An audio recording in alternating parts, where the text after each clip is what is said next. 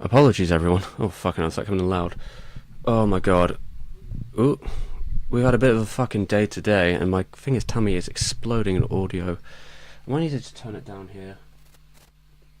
How is the audio?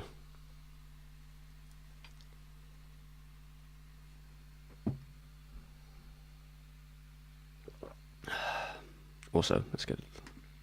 It's all me. Boop. I'm gonna be over here. There'll be two me's for a second. The right side? Oh, is it doing this shit again? Oh my god. Oh fuck, it's really blur. I had to fix this last time. Oh, it's gone. It's fucking bleeping out. How did I fix it last time? I did this before. It was somewhere in advance. What did I have to do? I thought I already fixed this. What was it? Oh shit, what was it? Does anyone remember? Oh, mono. I think I need to turn it to mono. It's already on mono. What the fuck's going on here? Or do I just need to tell that to be mono as well? How's that? Okay, that might have fixed it. Oh, okay, okay. Oh my god, it's been one of those days. It's been one of those days. I was trying to stream today. Ooh. I was trying to stream today at like 6:30ish. Oh my god, it's been such a fucking nightmare. So the last 2 days, I've had nothing but technical problems, which have been driving me insane. I'm losing my fucking mind. And oh my god, yesterday it was my lav. It had nothing to do with work. I was just trying to set up my lav on my newer laptop. So this is on my laptop. I'm streaming right now on my newer laptop, right? And in the past, the lav has just like I plug it in, the lav works. But I don't know if it's a Windows 11 update or something. But it just stopped working, and I don't usually leave my microphone where I want it to be now, so I don't want to be moving it around. So I was just trying to set a lav up so I had something to use via my, which isn't like the shitty inbuilt microphone in the laptop, and it just stopped working, and I couldn't do anything to make it work, and I don't know why. I don't know why it wouldn't work, and I still don't know why, because I was talking to Microsoft in like the chat, and like they told me to like reinstall Windows, and then they left the chat when I was reinstalling Windows, because I don't know if it's because their chat like closed, because we were in chat for literally like hours while I was trying to fuck around with that. What a nightmare that was. Oh my lord, what a nightmare that was. And even thinking back to it, because I still haven't sorted it out. For whatever reason now, whenever I like plug into a device, it just automatically decides what it is. It used to ask me what it is, but it doesn't do that anymore, and I don't know why.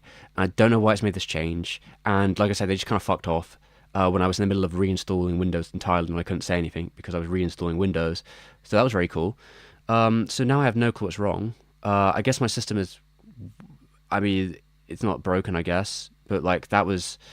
I'm gonna have to work that out a different day. Basically, that's just like I don't have time. I wasted so many hours on that like it became like sunk cost fallacy, where it's like I can't stop now because I've put too much effort in. What program do I use to make the rotoscoping effect in your videos? I don't think it's the program that matters. I just draw them. I've used many programs over the years, so like it's hard for me to say. Like, I think the one on the screen right now, like the rotating head, I think that was just Photoshop. Usually I draw most things in Clip Studio Paint, but some of the earlier illustrations I did for the rotoscopes, well, loose rotoscopes anyway, some of those they were just on paper. I just like scanned them in, so I just drew them on paper. So it's not really any particular program. I mean, I still might put them together in Photoshop, because Photoshop's like inbuilt animation program. If you're working with like 2 or 3 frames, it's really simple and quick to put together. Where Clip Studio Paint, like I like it better for drawing, but its animation software has equipment, right? But it is a bit clunky. Where like if you're doing something really basic, Photoshop is much easier just to shove it in there and make like a quick GIF. Well, I mean, usually I don't have a problem with Windows, but this is just one of those random events where like Windows might have accidentally updated or changed drivers to the point where like now my lav doesn't do what it used to do and doesn't register it as a microphone anymore, and I don't know how to fix that. And it looks like the only way I could fix that, where I could actually use that lav with this newer laptop, is to buy a different device that like is like basically an interface solely for my lav, because I can't use my normal interface for the lav because it doesn't work. So it's like I'd have to buy another interface just so I could maybe use it sometimes in specific circumstances, which sounds like a real pain in the ass if you ask me. Yeah, I mean, my old laptop, which is pretty compromised, still kind of works if you don't use it too much. It's just it's quite clunky and the battery's like basically dead. So if I plugged it in, I can still use that for lav stuff until that explodes. But I only generally use the lav on the green screen, like for my videos. Most of the other time I don't. I can plug it into my phone; it works fine. Okay, kitty fries. So his second. Here is the second problem we've had today. When I was trying to set up earlier, I knocked. There were so many fucking wires on the floor. I ended up knocking my camera over, and I was trying to stop it, but I couldn't. And what happened? The wire that connects my camera to my laptop broke, and I was furious. I was so angry because like there's nothing I can do to fix it. Right? I literally was supposed to be streaming in like 10 minutes. And I was like, fuck, what do I do now? I legitimately thought like I might have to just like not do it. But I was like, no, I'm only doing a reaction stream today. But that means I had to spend like an hour not only like chill, like calming the fuck down, but like trying to like figure out my stuff and getting my things ready. And this is where this little drawing comes from. I made this drawing for my castle video, Castle of Cagliostro, not Cagliostro. This was Castle in the Sky. I made like a little version of myself here for one of the sequences. I spent some time trying to turn it into a Fugi, and it did turn it into a Fugi, but I realized I need to be in a Discord call to use it. I can't use the Fugi outside of Discord call. And because this laptop isn't as good as my PC, I don't want to have... Oh, fuck. Actually, speaking of which, my Discord is still actually on. Whoopsie. I was going to turn that off. I know. There was a lot of random things I had to do today. I'm going to close that now. So... I don't want to have Discord in the background because it's a bit of a reason, and I have to be in a call as well with nobody. So it would probably, it might affect the stream quality on like, it might affect the performance, it might affect, I don't know, it might not, but I don't want to I don't want to be wasting that. But it might affect the bandwidth a bit. I don't know. If I'm not actually in a call, it seemed like a waste. But I set it up and was like, fuck it, I actually don't think I can use this. And after spending like an hour readjusting this little dude, I had two of them ready, and I set them up to the right aspect ratio because I had an old one, but I don't like it as much as this one. So I spent a bunch of time setting up and was like, all right, as soon as this is set up, I will start the stream. And then it's like, oh, I can't use this. That's brilliant. I don't have the energy to install another program and set up again. I can't be doing that. I just don't. I think I'll literally blow my brains out if I have to do something like that. So instead, I just decided I will throw a PNG on the screen until I can get a new wire for my camera. Hopefully it won't be expensive. I don't know. I think the main part of it didn't break, and I'm hoping my camera's still okay. But it's going to take me a couple of days at least to get a new wire, and hopefully a good wire. Fucking losing my mind about that though. I can't believe that fucking happened. Oh, it's oh my god. So yeah, the cables, whatever happened, I was trying to put a shirt on, and I must have knocked a cable or something because there's so many fucking cables around. And it just pulled the whole stand down. And also, it's another thing, the stand is a little bit broken because one of the parts that like fixes it in place, like there's the three prongs of the tripod. One of them broke, so like the little plastics that like clip in the thing to keep it in the same area, it's gone. So I think it's less sturdy than it used to be, and I don't know if I've got the energy to buy a new one right now. Well, the cables are all connected to shit that I would be using during the stream, or like connected, and just in general. So there's just 1,000 fucking cables all over the floor to like different things. Like there's there's a cable for like, there's a cable for the fucking, the interface and the microphone shit, and there's a cable for my laptop, and there's a cable for the lights, and there's a cable that connects for the battery for the camera. It's just cables upon cables, right? There's so many little cables down there. There's a cable there for my projector that's there. It's just, there's just such an intersection of different random stuff on the floor there that I don't know what got caught, but it's just one of those situations. But there's nothing I can do about it now. I think the camera's okay. I think so. It's like on the fucking bed now, but like I'll just buy another fucking cable and hope it works. Yeah, it is real cable hours. This has been like real fucking nightmare hours. I feel like I'm fighting a battle with technology, and technology is killing me. That's literally how I've been feeling the last couple of days. Like technology is literally strangling me to death. Those cables are like around my neck, and I cannot breathe.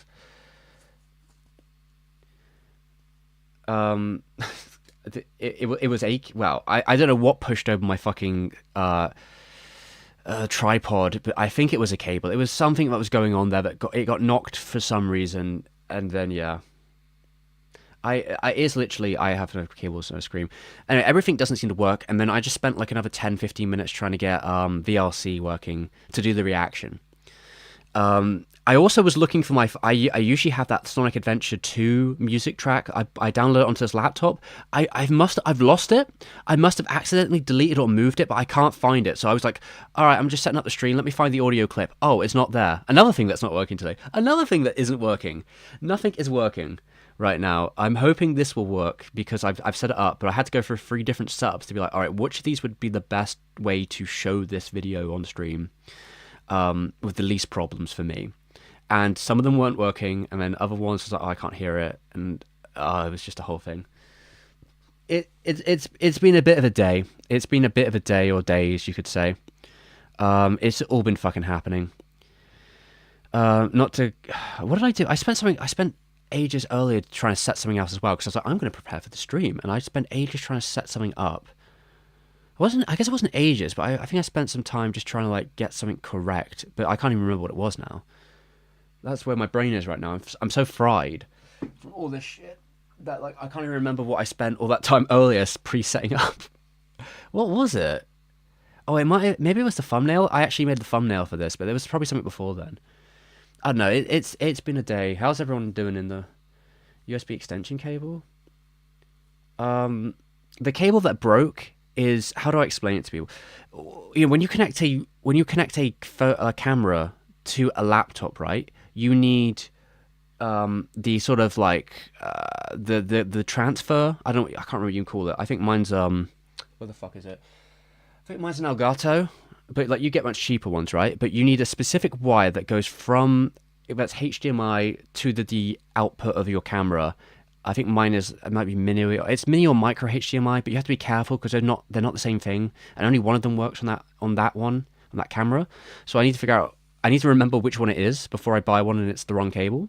But I have like one of those. But like what happened is my camera fell over directly onto the fucking wire, and it like bent it, and I think it broke the metal and the part of the wire that connects to it, and I think it just broke the fucking metal that would pass the signal through, and it just doesn't work now. Very cool.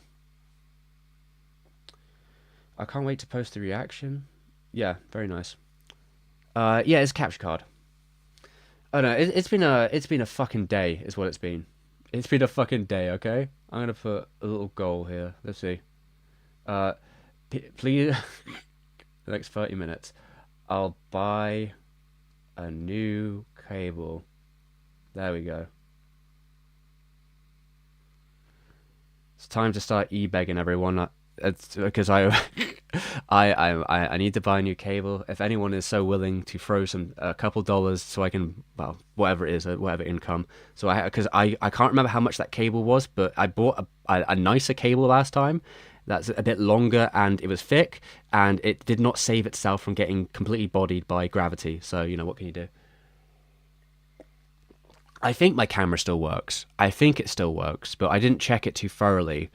I was connecting it and I was checking, like there was video coming out the back of it when it wasn't connected to it, but because it's on manual focus, it was all blurry, but I hadn't like adjusted the lens. But I don't think there's anything wrong with the lens, or so I hope.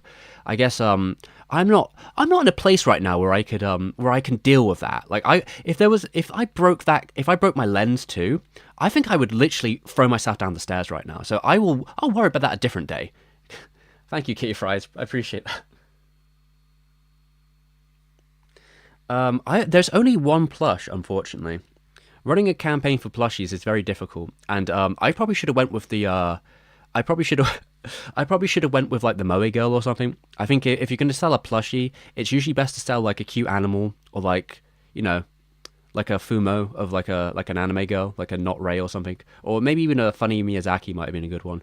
But it is definitely a kind of specific niche, and you need to sell a lot of them for it to actually work. But I do have my own personal one. That's all I've got though, so I don't know if I'll be selling that one personally. It's a good memento. I don't know. Depends how much you want. Maybe at like the right price, I would. It's not like it doesn't have much value, but like if I'm going to be sending it off to somebody via the post and going into all that effort, I'd probably want to make. You probably want to get some money out of it. Where do I live? The fucking abyss. That's where I live in England. Steven Channel mascot.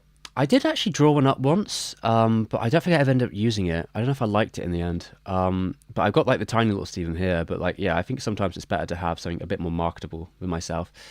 But yeah, I don't know. That's a worry for a different day. I don't know if I'm going to worry about that too much. Anyway, what were we saying? What are we doing here? So the camera I think is okay though. Anyway, I don't know how long I should fret on every technical problem I've had today. There's been many. It's been one of those days. Go with the Megan Thee Stallion first. I don't know if I could. I mean, I guess you could technically make. Real people aren't copyrightable. Thank you very much. 420. I don't know what those numbers mean in this context, but I will appreciate it, Mr. X. I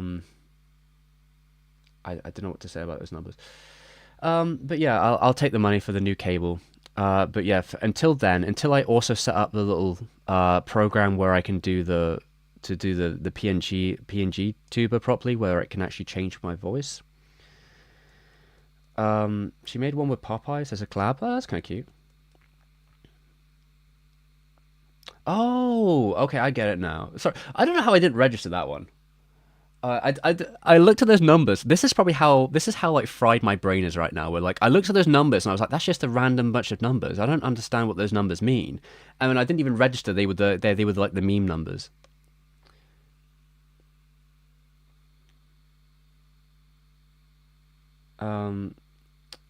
Who's Anthony? I don't know who Anthony is saying. I don't know who is that. I don't know who that is. I think it's too small to be an IP address. I don't know if you can find that one. But yeah, it is all going wrong today, I'm afraid. But what I will do, I think the stream itself hasn't dropped any frames. I will just double check on here. Is everything okay on here? Let me check my fucking stream health. Yeah, it's healthy. We've got people here. So I will probably start in a second. We've got a bunch of people here. Let me throw that one away. Now where did I put the? Is it this one? Let me double check. I'm trying to remember which of these fucking browser as it is. I think it's this one. Let me just double check. Yeah, there we go. I think that's the right one. Yes, it is. There we go.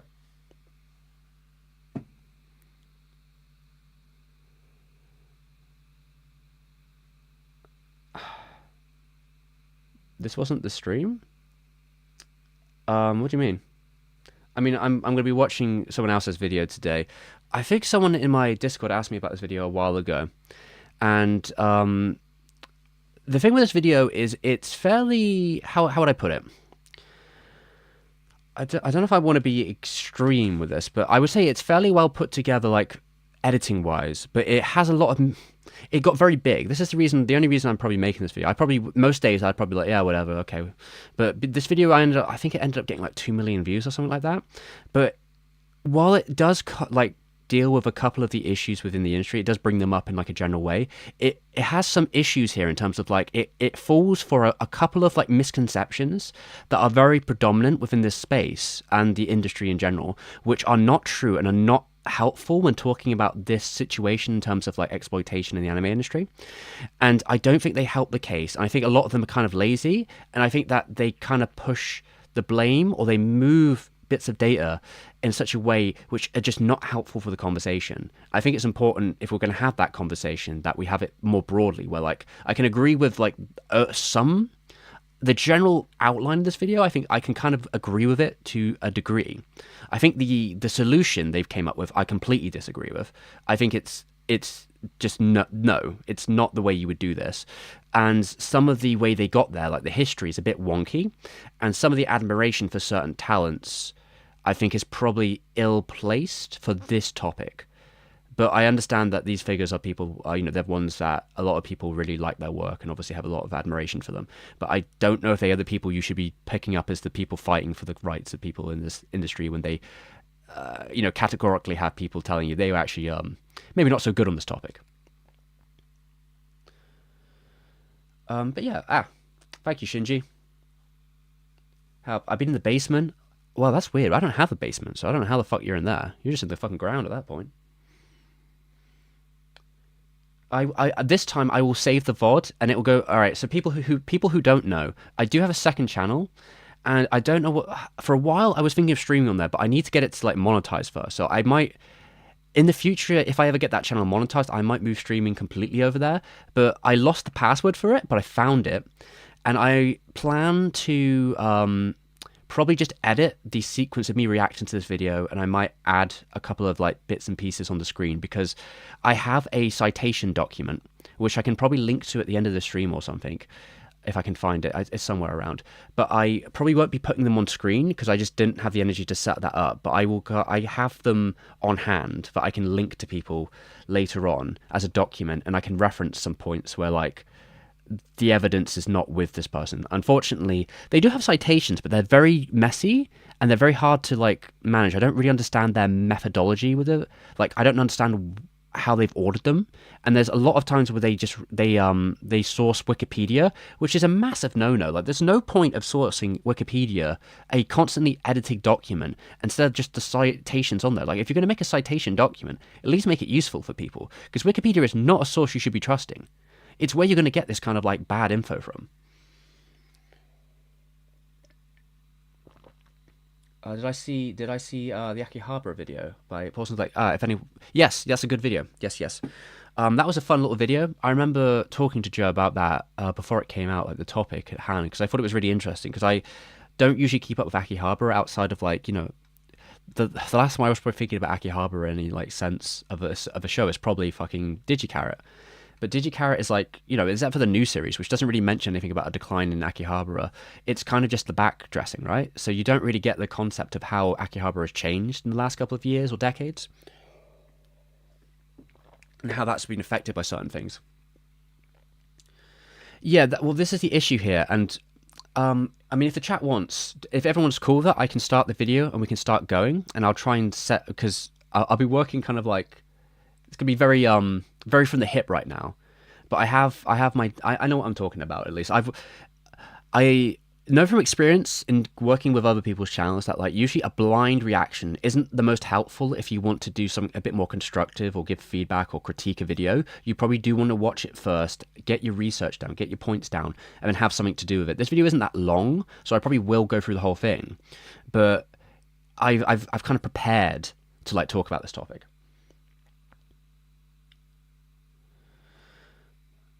Yeah, I mean, the Yakuza stuff's kind of interesting because of Akiba Maid Cafe. Is that the wait, Akiba Maid Wars, right? That show. I thought that was just kind of like an odd mixture of different genres for a moment. But then I realized, oh wait, no, there literally is Yakuza now in Akihabara because the stores have been kicked out of the area, have been replaced by organized crime.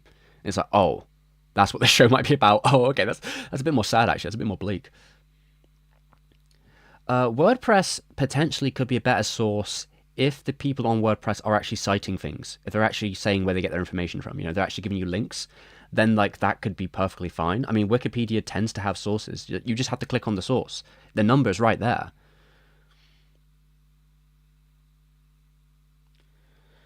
Is there a good video out there about discussing the concept of quality decline in certain anime? Been watching Death Note, the quality takes a nosedive halfway through.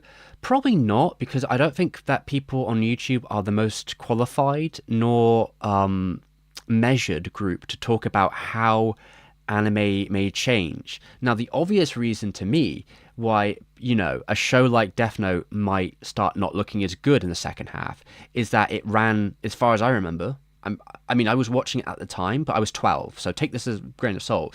I think it was aired continuously every week, and it's like what 38 episodes. So like it was running about 3 cours in 2006. So like yeah, the second half of the show is not going to look as good because the schedule is probably going to be worse by that point. They're probably up on the they probably lost any leeway they had in terms of the schedule many moons ago by that point.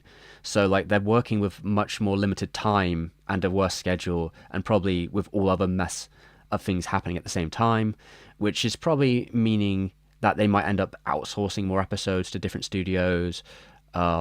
They may end up just having less time to work on stuff. They may be also working on other projects at the same time, because Madhouse has a pretty hectic years. During 2006 to 2008, Madhouse had a lot of shit on at the same time. So it can vary on that as well. But, you know, this kind of just happens, though, in terms of, like, if you're running a show for a long time, usually the second half is probably not going to look as good unless there's been particular points that have been scheduled with an extra amount of time to compensate for that.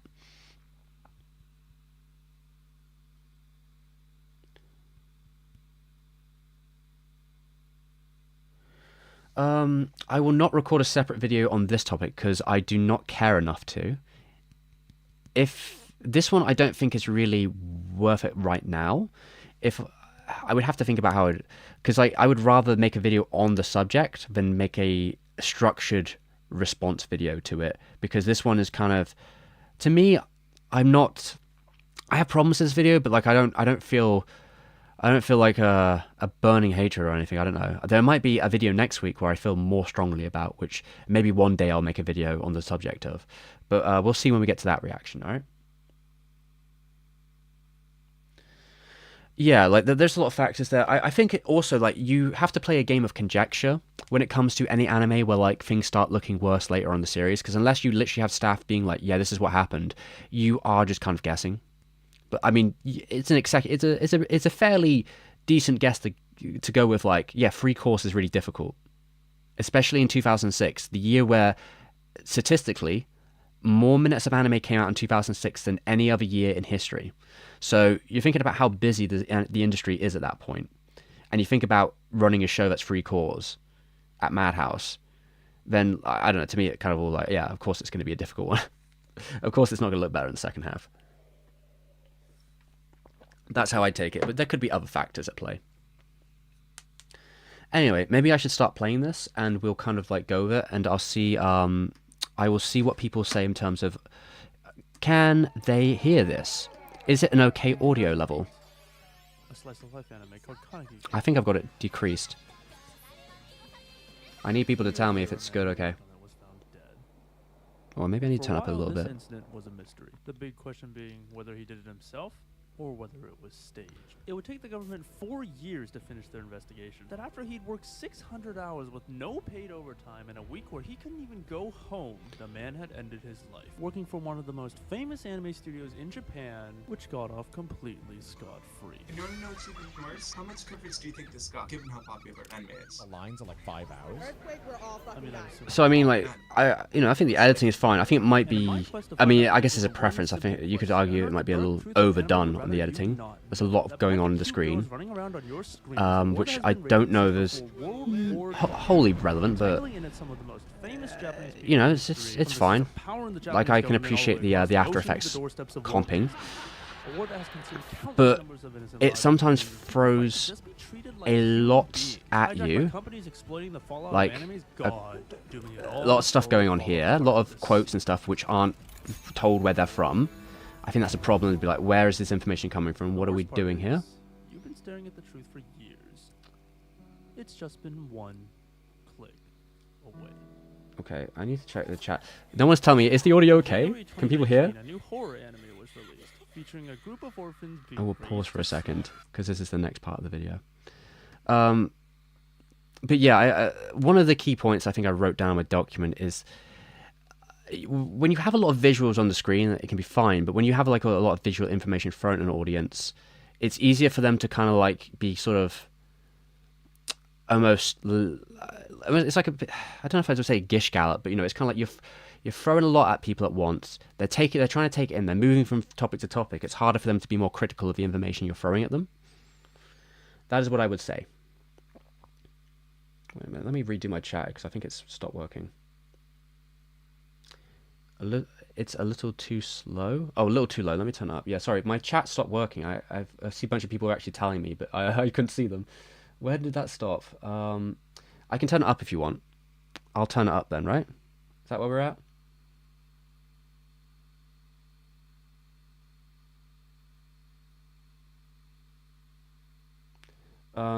Convince people you overload them with information.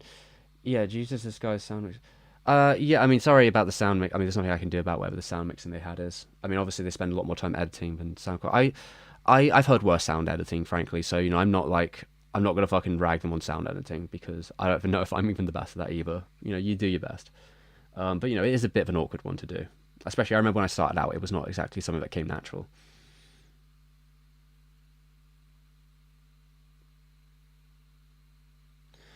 I don't even know if it's a TikTok. I don't know what it would be considered. But it is. I think it's just the style of which they have a preference The Promised towards. Neverland quickly became the most popular of the season. Every Now, man, woman, and again, child like was when you say talking popular about the it. season, The this is a story, the Mal. characters, When you the when you atmosphere, everything was phenomenal. So when we're referencing Mal, I'll say this because I don't want to talk over him too much at this point. When we're referencing Mal doesn't mean anything in terms of popularity. It really only exists within a online bubble where like it's. I mean, maybe this is a little bit facetious, but like something that's super popular on Mal doesn't necessarily mean it's the biggest show in Japan or in the world or whatever. Like that, they're very different metrics. But I digress. But I think this is the thing where like there are some bits of information here where like, I mean, on its own that's kind of like whatever, but it's just like you have to know what's a reliable source when we're dictating conversations. So that is my concern with something like that.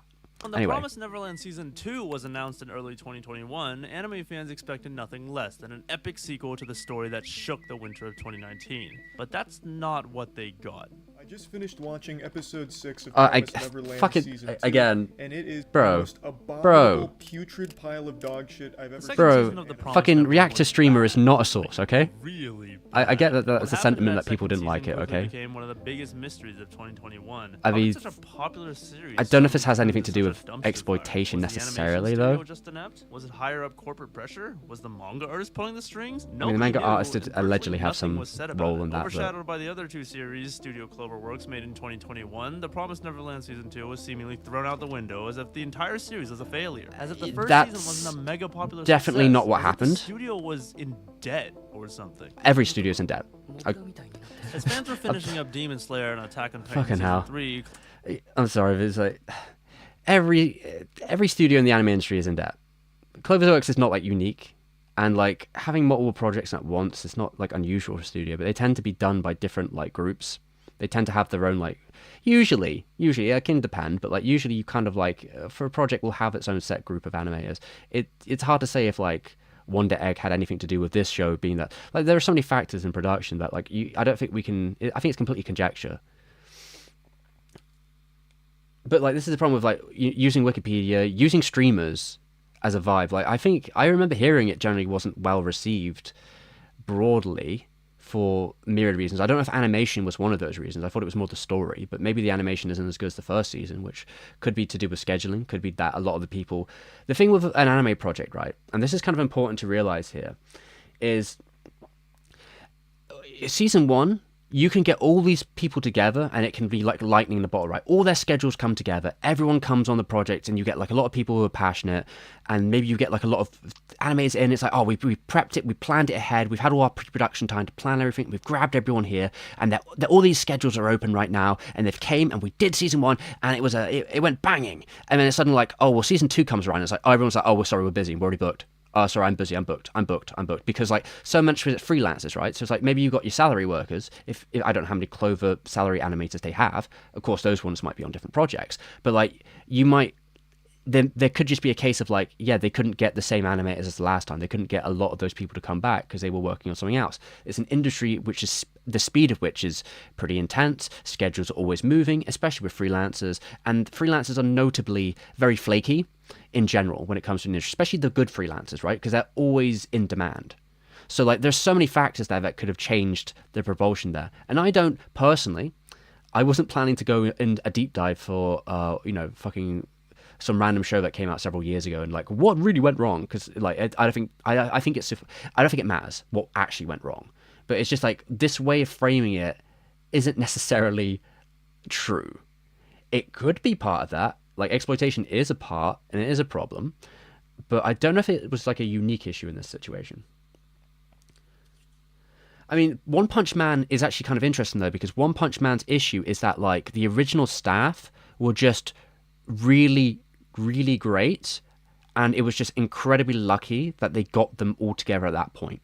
A lot of them came, well, I think about a third of them came off Space Dandy because the director, God, who is it? There's like somebody who worked on Space Dandy, because the director of One Punch Man, I'm pretty sure he worked on Space Dandy, and he brought a lot of people from Space Dandy with him to Madhouse to work on One Punch Man Season 1. The producer also got a bunch of talent together. So you had a bunch of people from the in-house talent at Madhouse. You had about a third of the staff from Dandy, and then you had a bunch of other people that the producer and the director would have probably found elsewhere. So you had a really strong cast of animators that you wouldn't usually get together. And when Season 2 came a-knocking, well, the director didn't obviously had another schedule. I don't think he was interested in making a season 2. He had other projects in mind. So it was a situation where Madhouse was booked. The director had a different project at Madhouse going on, and the entire project was then given to a completely different studio, JC Staff. JC Staff is a decent studio. They're a good studio. They aren't Madhouse. JC Staff can make some really good stuff, but they are not, by their nature, an action shonen sort of studio. That's not usually their bread and butter, and they are not going to compete with Madhouse, especially when Madhouse has also a bunch of Bones animators. You're just not going to compete with that. It's just that's just the nature of it, right? Like that's just how it's going to be. The schedule might be worse because of obviously the first season did well. There's 1,000 factors here that could have been affecting that.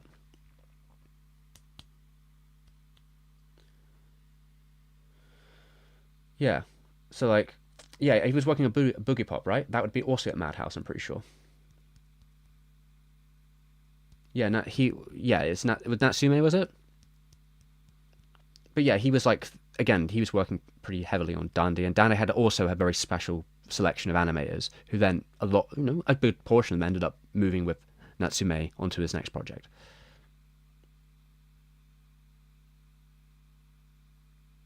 Tatsunoko is still around, I'm pretty sure, aren't they?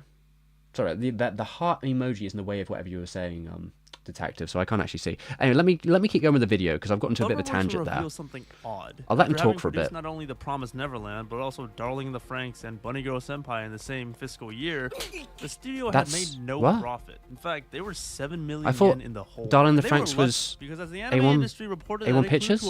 I mean, maybe they did some stuff. Industry surveys reported that the back end of the anime industry was actually in a crisis. I mean, it has been for years. Studios in debt. The industry shrinking by 5%. Anime numbers collapsing for. The anime industry isn't shrinking, it's growing.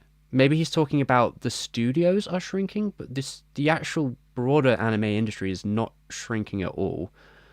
But this is the thing, is like you just put data on the screen. I'm not sure where this data is coming from. Is this from the animation report? Is this from the animation the general animation report?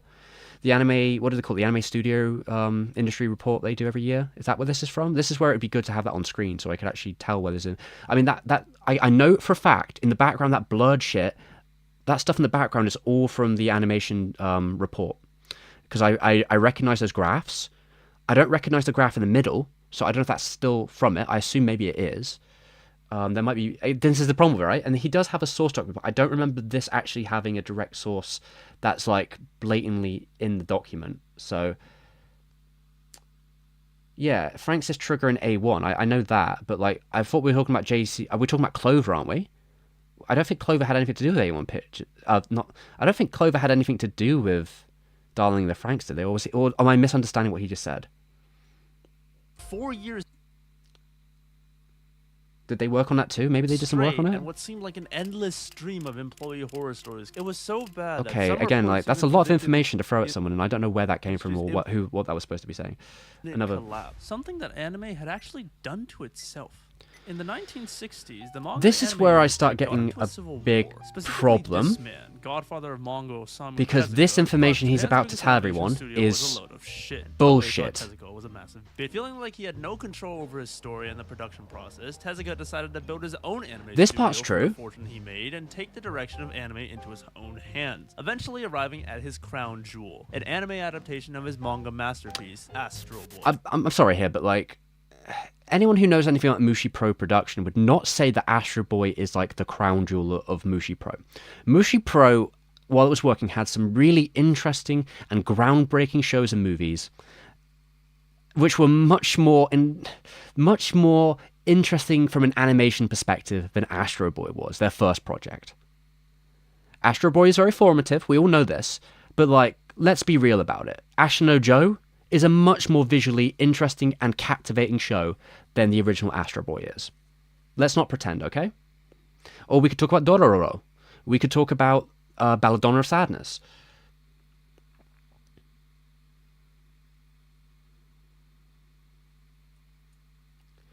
Everyone loved Toei, including the staff that worked there. Not necessarily. There's actually, we'll get to that conversation Now in a with an second. anime on his hands, all you had to do was bid for a slot in the air, which unbeknownst to Tezuka meant that he had to outbid the one and only Disney.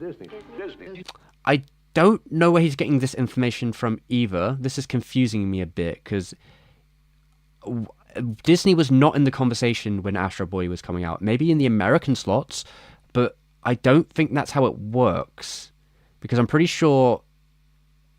I mean, forgive me if I'm wrong here, but like my recollection of this stuff is that if you're selling the rights to an anime to an international party, they are paying you, not the other way around. So he's not outbidding Disney.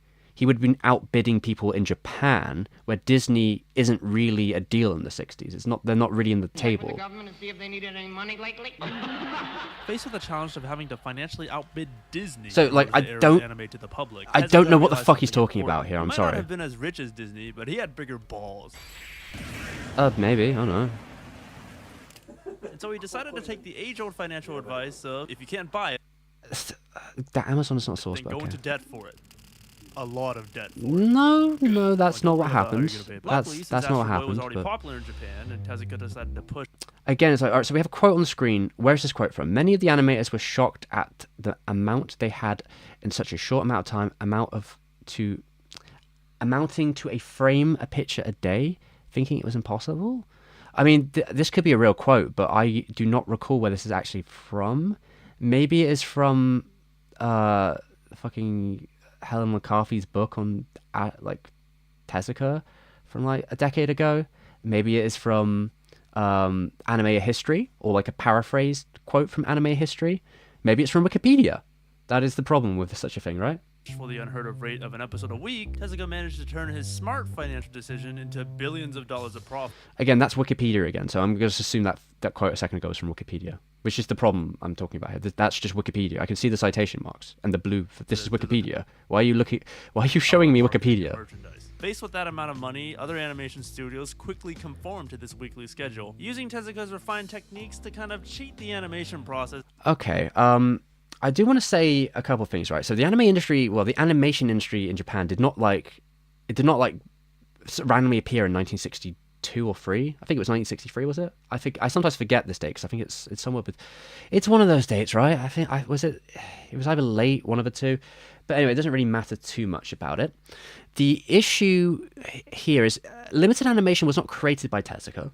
There were definitely shows on Japanese television that had some form of limited animation on like TV shows beforehand, not like full animated shows necessarily, but they did have sequences which were animated, you know, like The Simpsons originally, right? Simpsons was like an animated sequence from a broader television show that was shown in America.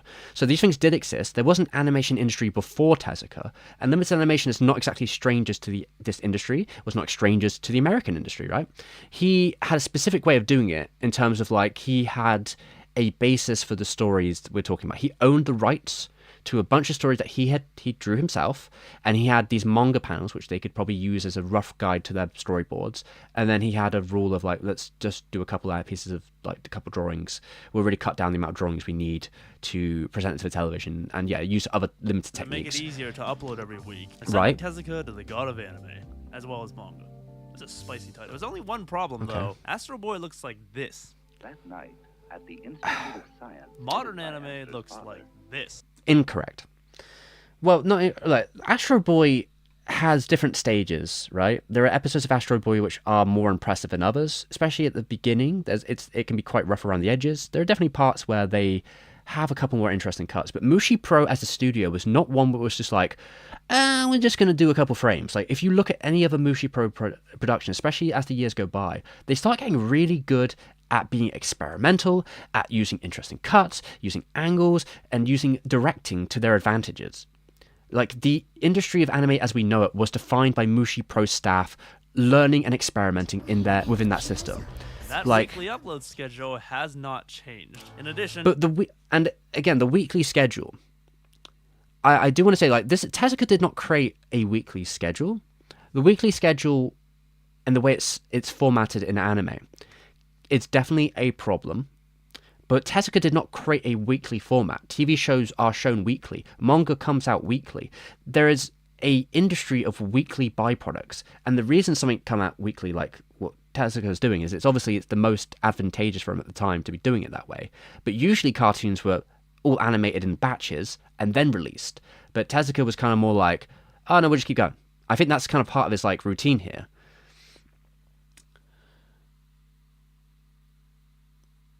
So, like, it's not necessarily that Tezuka created, like, limited animation or weekly schedules. He just kind of took a systems that exist, and usually ones you don't use for animation, and kind of went with it.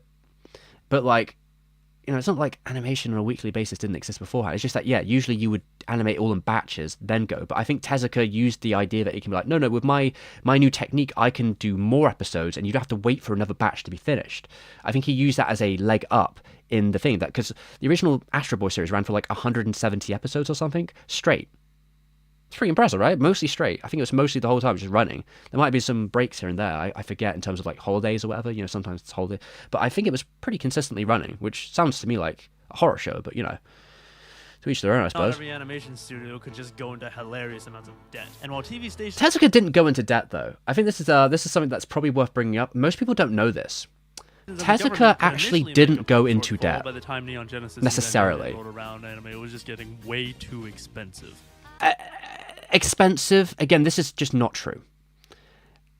You know, Neon Genesis Evangelion was not a show that was specifically more expensive than any other coming out at that time. I feel like this is some sort of inference they have from that misinformation that like it ran out of money, which again is just not true.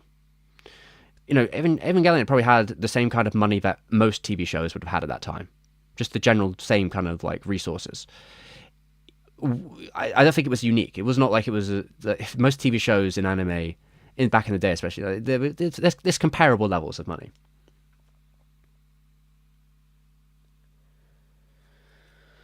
All right, let me turn my light on for a second, because I have in front of me, and I think I might have the right page up. I have in front of me my Kindle, which has a copy of Anime History, Volume 2. Right? So it has Anime History Edition 2, and there's talk in here, I'm pretty sure, about Astro Boy. I have an interview here with Rintaro. I actually might need to look at something else in my document. I do have a document here, so let me just get out my document for a second. I probably won't show it on screen. Oh, fucking hell, I've accidentally moved it. Right, so looking at my document here, some of the basics I have, I'm pretty sure I have a bit in here already about the costs. So let me get up my document about this one. Where is it? Do I have it here? I did definitely have it earlier. Where has it gone? It was, I'm pretty sure it is Otaku USA had an article talking about a book that was talking about this general topic. Where'd it go? Where did it go? Oh shit, have I accidentally deleted it? Otaku? Oh, there it is. Otaku Magazine. So there's usually a misconception about how much the anime cost at Mushi Pro. Now, I'm not saying it cost more, but I think that a lot of people have misunderstandings about how these things are measured. So usually he might say it in a second, but like, and there were like ideas that initially the price of each episode would be 5,500. Was it the 5,500? 5,500. Would that be the right terminology? 5,500. That, I think that's correct, right? 58. I think the original price he set, and this, I think this was the price of money they were getting from the TV studio, was 5,500 yen per episode. But it was less. It was too little for the total sums of making an episode of a TV anime, which apparently to this. So the article is called Osamu Tezuka, responsible for low anime wages? Maybe not, says author. This is from 2020. It's from a Japanese book. I think I own it somewhere. Where it was a book that kind of, I think it's usually hit the lexicon of Japan. It never got translated in English, unfortunately. But it was generally making the case that, like, what you've been told about this Tezuka shit is generally just incorrect. And there's other reasons why it's incorrect. But basically, that the price of making one episode of anime at Tezuka Productions was more like 1.5 million yen. It was not 500,000 yen. That was, I guess, an initial estimate that was incorrect. And this is like the basis for a lot of this conversation will come around this misconception as we go forward, okay? So let me get back to this for a second. I'll let it play. And with Japan's economic miracle about to explode in the country's face, the decision was made to implement a relatively unknown funding strategy that had in it a slow, creeping death. That explains how animators can barely afford food while their creations go on to rake in billions of dollars of profit, and being nearly impossible to escape from. But the worst part is, there's a lot you of reasons already know what it is.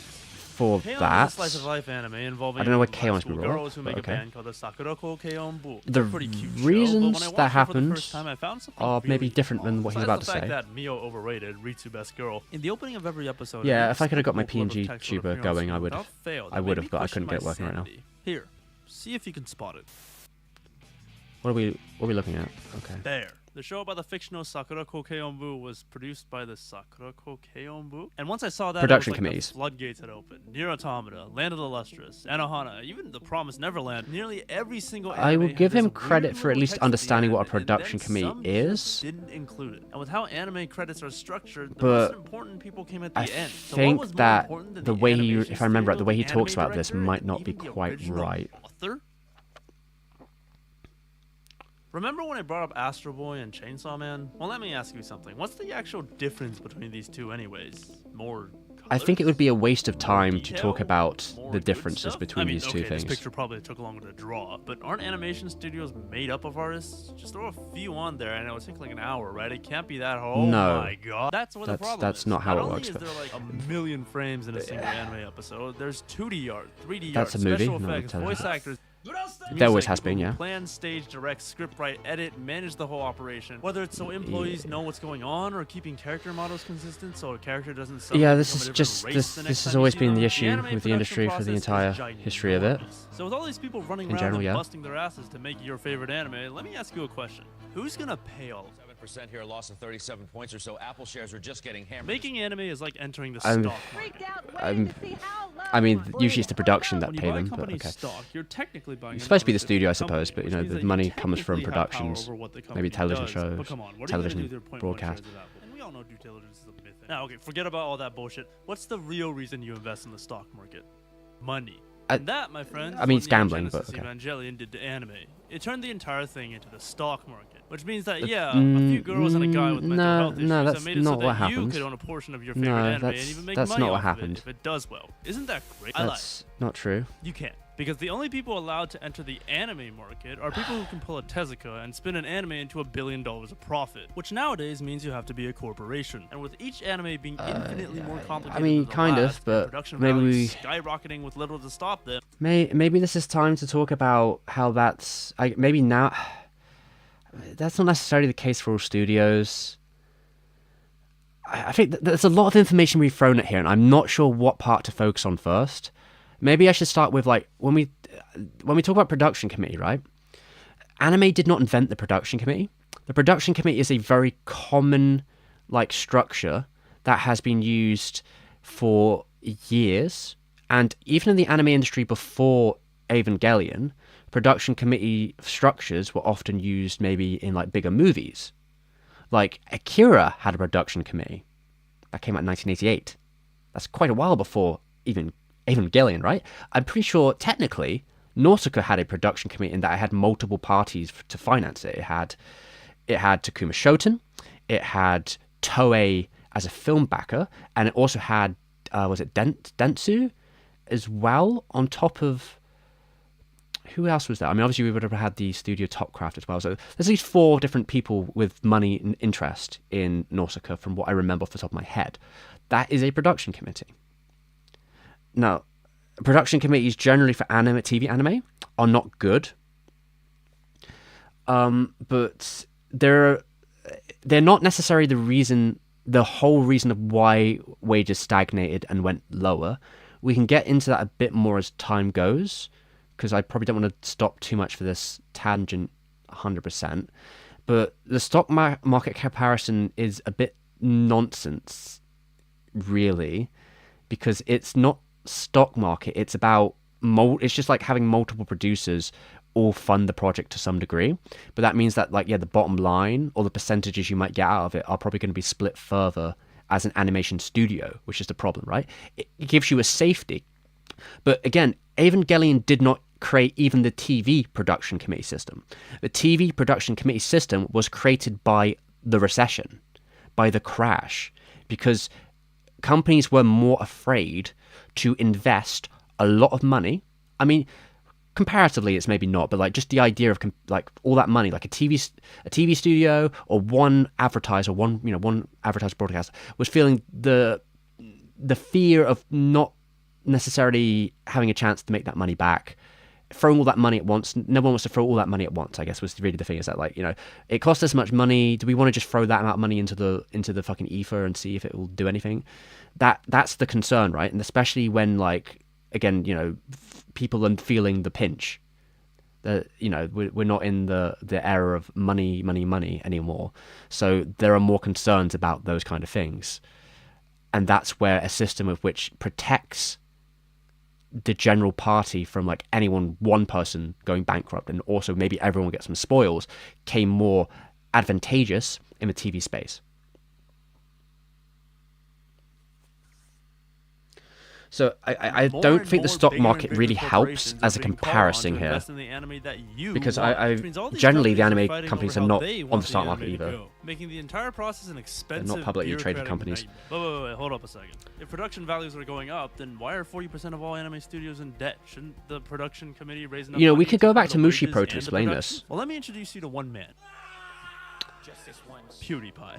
What the what? No, I forgot about this. time Why? Waging a sub battle against TC. This has nothing to do with anything here. Why are we talking about PewDiePie? But does anyone actually care? It wasn't like after the dust settled, everyone thought Oh he was man, a massive loser. I'm gonna have to just talk about this. This is just not. This has nothing to do with anything. Japanese Okay. companies work. Replace a few labels on the graph, and suddenly you have Japanese intercorporate culture or No, something like that. what? No. Production committees are made up of companies coming from various industries. If 2 companies come from the What? same That has nothing to do with industry, PewDiePie. say What? Body pillows, there will inevitably be one company that outsells the other, aka a winner and a loser. Actually, yeah, welcome to the other way capitalism, around. buddy, And but Japanese okay. companies really don't like being the loser. So much to the point that there will only be one company per industry on the production committee, severely limiting the amount of money that can go into anime production. because companies Okay, have budgets okay. and- Wait, let's pause for that. I think I know where he's getting this information from, but I don't actually think he understands the context. I need to explain this to people. There would be no reason for you to have 2. I mean, they don't. Again, I think because he's going back to the video that was Toshio Okada made about the production company system. But the problem is that video was about modern production companies and the influx of money from streaming and American foreign companies. That is not a conversation that we would be having in the 90s or the 80s or even the 2000s, really. He's talking about a very specific time and a very specific way that a production company has responded to the idea of a lot of foreign money coming into the industry.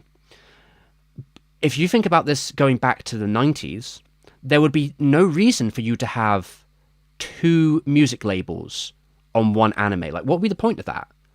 Because the idea is supposed to be that it goes through the music in the show comes from the library of your music buddy, right? The person on the production committee who's here for music is here because they have an interest in selling their artists or an original soundtrack or a CD from the thing that you are selling. So if you have two music companies in the same production committee, they are already butting heads because, like, well, who gets what music? How we split? Like, you are creating. That sounds like a nightmare. Why would you do that? I mean, maybe somebody does that, but in my head, I'm like, what? That would make no sense. Like, the entire point of the production committee in the original form, in the 90s form, let's say, in the 90s TV form, is that each of these companies has something to gain from being part of this production. So if Bandai was there, Bandai might make figures. And if a music company like Victor is there, they might make a CD. And if a toy company was there, this is a common thing back from the 70s, right? If, like, random Japanese toy company that's probably out of business now was in here, they want to sell robot toys. Like that was like with the whole deal with Gundam, right? Would you really go up to them and be like, oh, we're going to get two separate toy companies on this one? Doesn't that sound like that might cause a bit of, like, infighting? Yeah, Urusei Yatsura was produced by Kitty Film. Kitty Film might be a little. Kitty Film is actually a music label, right? I think they might have a label called Kitty Music, but Kitty Film is a subdivision. It's a sub-department, if I remember right, of Kitty Music, or Kitty Film might be the. I can't remember if that's actually just their name. Are they just Kitty Film, even though they make music? I can't really remember. But yeah, they were a music label, and they branched out into media, and they branched out into video anime and TV anime, and they were the main sort of, like, because with, like, Urusei Yatsura, you also have the Fuji TV. So you have Fuji TV and Kitty Film. So those were the two main partners in making that show happen. But you know who wasn't there? Sony Music Entertainment. Because it's like, what would be the point? Ay. Okay, you know what? Let's just get someone in the industry. So, like, what Toshio Okada is talking about here is a situation that affects the modern industry, but would not affect the industry going back during the time of Evangelion. And full disclaimer here, Okada had nothing to do with Evangelion. He was not he'd left Gainax by that point. So his opinions of anything that happened during Evangelion mean nothing more than a fan's opinion. Because he doesn't know anything about the production outside of rumors and whatever people would have told him on the production. Okay, Japanese companies suck, but what about foreign ones? Surely some big international company has looked at this and realized it might make them some money, right? Well, yeah, they have. Not really. Yes, they have! What? Stocks, money is control. So to prevent some random company from essentially buying out their anime, the production joking? company will take that foreign investment meant for one anime and instead of put it into 100, screwing literally every. But they do put foreign investment in there. It's just that these. So I maybe this is unfair, but I do have a document. In my document, I have a more modern. It came out after. I think it came out after this video. So obviously using that to it might be unfair to some degree to use it to be like, well, I'm going to disprove you with information you couldn't have possibly have had. But I think that it is very transparent. So this is just a random write-up. I don't think you can find the Japanese website document anymore, but there was a lot of write-ups in different magazines. I think this is CBR, so like take it with a grain of salt, but like they're just sort of like reading up. They're basically writing up what Buka Shushin, is it Buka Shushin?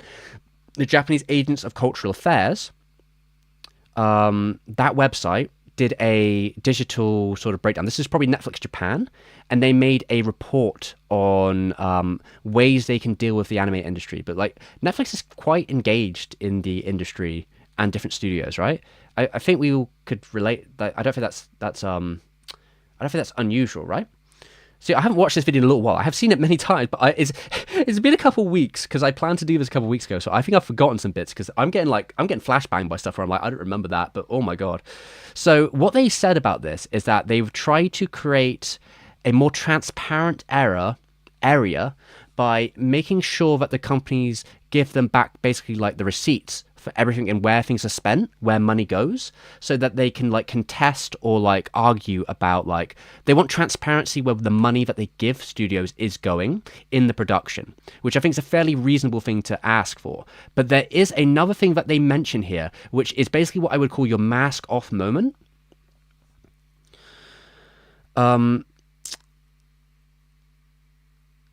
Let's see if I can find the point here. While that studio's claims are dubious, the scandal raised an important... So there was, this is about that. So management fees. I think they didn't know that one of the animes got outsourced to North Korea, which does have some animation studios out there, and sometimes they get outsourced for different productions, but they obviously... I guess Netflix wasn't really happy about that. So to improve standards in other relative industries, live action, they have a coordination with Japanese production aimed to promote a better harmony on set and respecting training, hold a masterclass in Japan. So this is just some sort of like PR stuff, right? But if I remember right, they're basically saying that they want their receipts at some points. Yeah, contract transparency and standards, the Japanese motion picture production studio situation, and stuff about contracts being more open. And then there was a bit in here about unions. And this part to me really stood out. So the current nature of anime industry also means that a near majority of freelancer demographic is constantly moving from job to job. This is true. This has been true since the 80s, if not before, which the studios have struggled to keep track of. Katakawa, chief animation director, recently told Nikkei that he wanted the company to have a centralized contract system placed by 2025. So I don't know if they've done that or not. Successful contract case studies such as Dandelion Animation Studio, who were a co-production in the first Slam Dunk movie with Toei Animation. So they were the 3D CGI studio that worked with Toei Animation. Toei Animation has a lot of, salary staff and such. I guess they were using a similar system. The CEO spoke earlier this year about the positive effects of having a contract database. Netflix says general workers are protected better in the West than Japan. So this is the key point I wanted to bring up. Here is the point which I don't think they would have been able to mention, but I think this is just very telling of some of the comments they're going to make now and why they're not true. Netflix also has general workers are better protected in the West, highlighting the role of unions like SAG-AFTRA in securing pay raises and better conditions, opposed to expecting production committees and investors to distribute revenue more fairly. Now, what is Netflix saying here? That unions are good, actually? Crazy, right? That unions. Now, who has a union in the anime industry? Toei Animation. Who used to have a union in the anime industry? Mushi Productions. Most people don't know this. Mushi Productions had a union. It had a good union. So this is where like some of the claims that I'm going to cover in a second fall apart, because most people in the West have no fucking clue that Mushi Productions had a union. And Mushi Productions animators were paid twice as well as the ones in Toei. And Toei animators were not paid badly in that period of time. So what does Netflix then say after they let it slip that, yes, unions can actually get better pay for the people in, they have collective bargaining. They go, but however, Netflix argues that adopting this would not be effective in Japan, meaning Netflix doesn't actually want the anime industry or any Japanese industry to become unionized, because that would be a problem for their profit margins, and it means that it would be more difficult to work with these studios in their mind. Maybe I feel that they don't want that. Netflix's interest is not in animators unionizing. So in this document, they had to very specifically say, yeah, that really works in America, but some reason it won't work in Japan. No, don't think about that in Japan. Don't you think too long about unionizing. Don't get that in your mind. Stop thinking about that. It won't work in Japan for reasons. Reasons I won't give specifically, but reasons. So they basically just said Netflix argued adopting would not be effective in Japan. So there was no reason. There was no reason for Netflix doesn't give a actual reason. They just say it just wouldn't work, which to me is like, that's crazy. That's just fucking that is fucking wild for Netflix to bring it up only to be like, but nuh-uh, sorry bro, nuh-uh. And then at least CBR had did their due diligence here, because they brought up Japan's NAFCA, which I think is one of the animation associations. Yeah, Animation Association Japan, and they argued the opposite. So basically they're saying like people who actually work in the industry as animators and people who work for them and with their interest in mind actually say that no, unions would actually be good. Nevertheless, both the skill level certifications are necessary to ensure more experience and talent. So I think Netflix has been like citing its idea of like having, you know, some sort of training projects that it does with like young animators or some bollocks, you know, some bullshit, right? That, you know, Netflix can like pretend it's actually helping the industry when it's actually probably making it worse in some ways because of the demand. Over just to maintain their majority control. Yeah, it's not within Netflix's interest to make the system better. They just want the outcome. They just want more anime, right? They want more stuff to. They realize that like for Gen Z and millennials, anime is like quite a hot commodity in terms of like it gets an audience that's quite hard to get otherwise. So I think they really see the value of anime on their systems because of that. It has like a very specific like demographic that it's harder to hit with different shows. So they do have a lot of anime, and they know the watch time of these animes. And like, you know, some of those animes, even the older ones, like, they have, you know, the substantial watch time. It's very impressive. You know, if you look at the Naruto's, you look at the Pokemons, you look at, what was the other one that was really big on Netflix? I think we saw the data for. Oh, it's on the top of my brain. Was it? I can't actually remember now. It might have been Dragon Ball. I don't know. I don't know if Dragon Ball's actually on Netflix though in America or not. It's not here, I don't think. There was another one as well, but those two were really big. There's a lot of shows that are like there's like a huge percentage of this sort of stuff. JoJo was decently high, but it was not that high. It was the same as Attack on Titan. Attack on Titan and JoJo had very similar numbers, about 80 million watch hours a year or something like that. Where these ones are like 300 million, something like that. There's a document. There was an article. I think it came from Miles's. It was probably on ANN, right? And I think they had a document that came out. Usually, this wasn't really the focus of the video, so I didn't get it with me. But it was like a document that broke down the watch time hours of different Netflix anime. That might have been in America or it might have been worldwide. But like, you know, there was some pretty big numbers there. It could have been One Piece. One Piece was probably up there. I can't remember if that's on Netflix though. It may be. I don't know. But anyway. What can the people who draw the anime do about this? Nothing, because most of the time they're not even on the committee. And even if they are, they don't have enough ownership to force the committee to raise more money. So they're put into a very pleasant position of having to make anime with pretty much no money. And they do make an anime. I mean, sometimes anime studios will use this as a bit of an excuse. Like, there is generally like, it is difficult, but I've heard Trigger say this, and I feel like Trigger's bullshitting when they said this, because I know that in one of Trigger's streams they were talking about like, it's nothing to do with us, bro, if we get paid poorly, if we pay our staff poorly, because it's the production committee. We don't have any say on that stuff. It's like, well, if they're salary workers, you do have a say on that. You do have a say on the salary. Don't pretend you don't. Like, it's not the, like, bro, you can't just be like, all right, so I have salary workers here, they're supposed to be paid this amount a year, but like, yeah, we didn't actually make that much money this year, so we're not paying our salary workers there. You can't say that. That is against legal. There are labor laws in Japan. You know, there are labor laws. You know, there's the 1987 Act, which said that, like, set down that, like, unfortunately, it did not do anything about overtime, but it set down that, like, on an average week, a salary worker should not be working more than 40 hours a week, but that didn't include overtime. But, like, the set parameter of 40 hours a week was set in 1987. And there has been newer stuff that came out recently in terms of, like, about freelancing. They've reinforced some freelancer rules about, like, not getting paid. Like, the situation I'm bringing up now, where Trigger could be like... And, by the way, this did happen. Trigger did this. Trigger did do this. They didn't pay... I don't know if they were animators or production assistants, but there was a case a couple years ago where, you know what happened? Trigger didn't pay some staff members on a production, and you know what happened? They joined a union, temporary, right? They joined a general union, and then they sued Trigger and won. And got their money back. And Trigger had to be like, I'm sorry we did this. We'll make sure that this doesn't happen again. Because they have to give like a fucking apology. And it came out to people because it was a legal case and they lost it. And it became public. It was a public document. And Trigger had to be like, yeah, I guess we didn't pay them the money we were supposed to. Our bad. I guess we'll have... That's why I don't trust Trigger when they say this shit.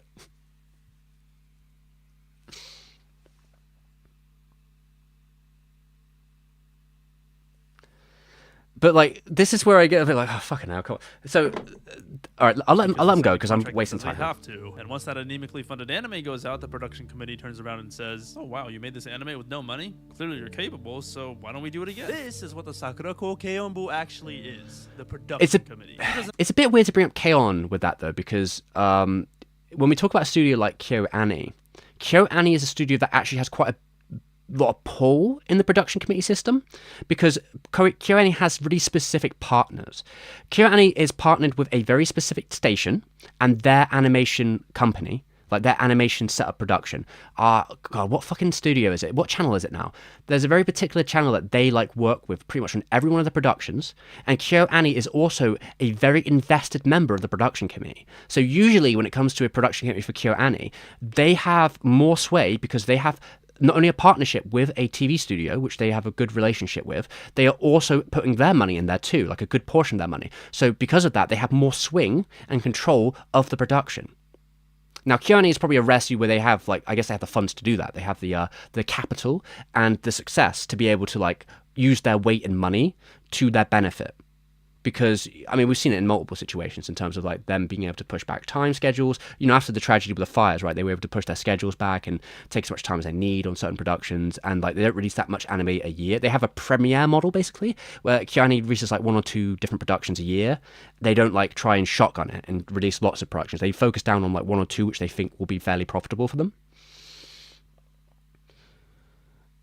Science Saru, I do not know.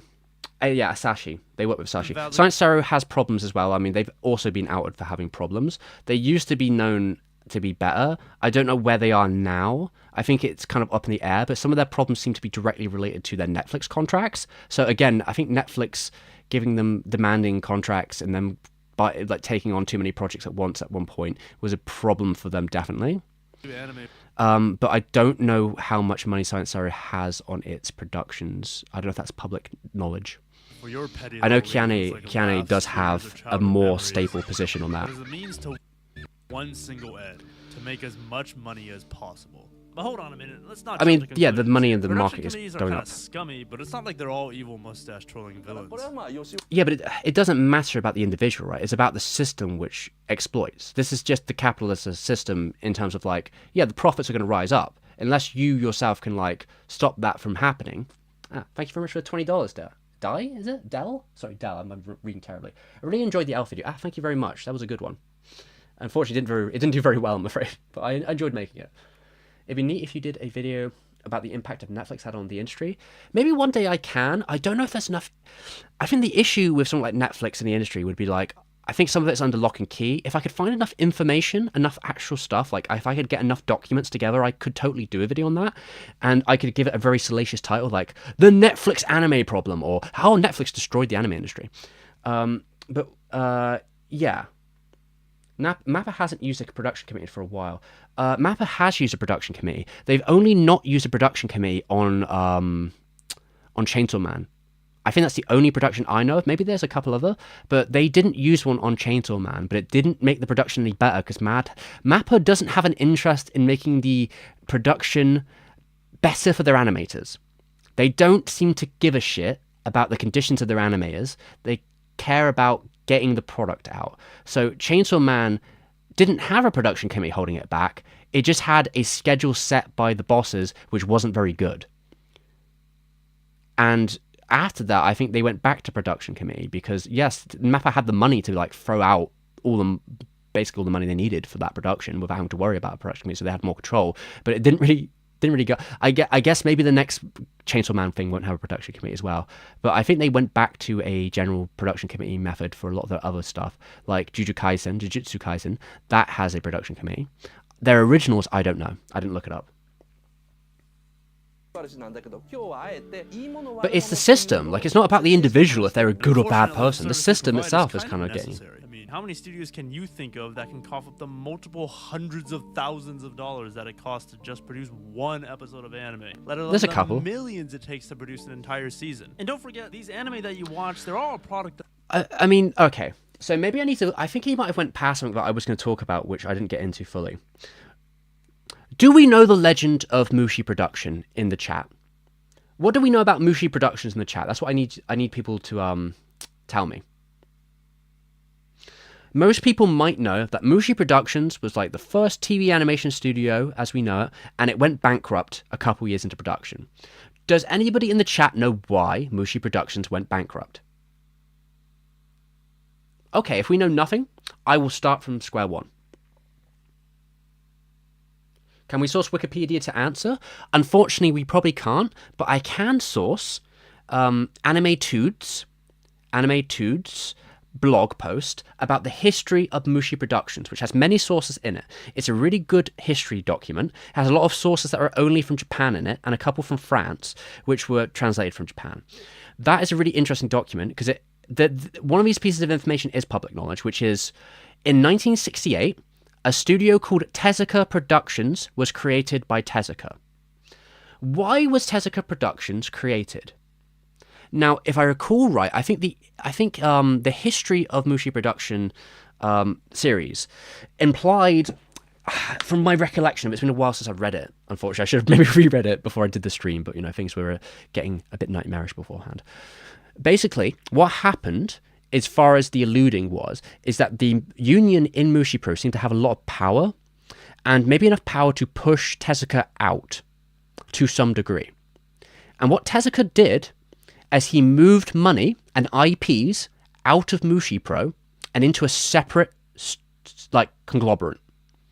So he was like, what I'm going to do is all my IPs that I own and where I'm going to make lots of money from because I own it and I can make the merchandise deals. And really the key here for a studio is owning your IPs.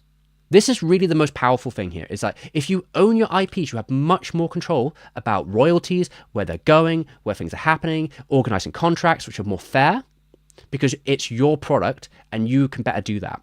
When you're working with something like Chainsaw Man, there are other parties already involved because it is a Shonen Jump property that you don't own. So you're already going to be taking cuts on things like merchandise. And where does animation make money from? It's usually everything else but the animation, right? You're going to be making money from live events, from movies, from merchandise. Merchandise is massive, right? You're going to be making money from tie-in games. You're going to be making money from videos, from streaming, from on-demand services. You're going to be making money all over. Maybe you'll be making money from the music deal. You could be making money in all these different mediums. That's what the media mix is about, right? That's why you turn something into a franchise. That's how Kara exists, right? Kara has Evangelion's IP, and they can fucking put out merchandise for Evangelion forever, and they'll never really have to worry too much about money. They're probably going to be in the green forevermore, most likely. That's my assumption on that, because we know Evangelion is $1 billion franchise.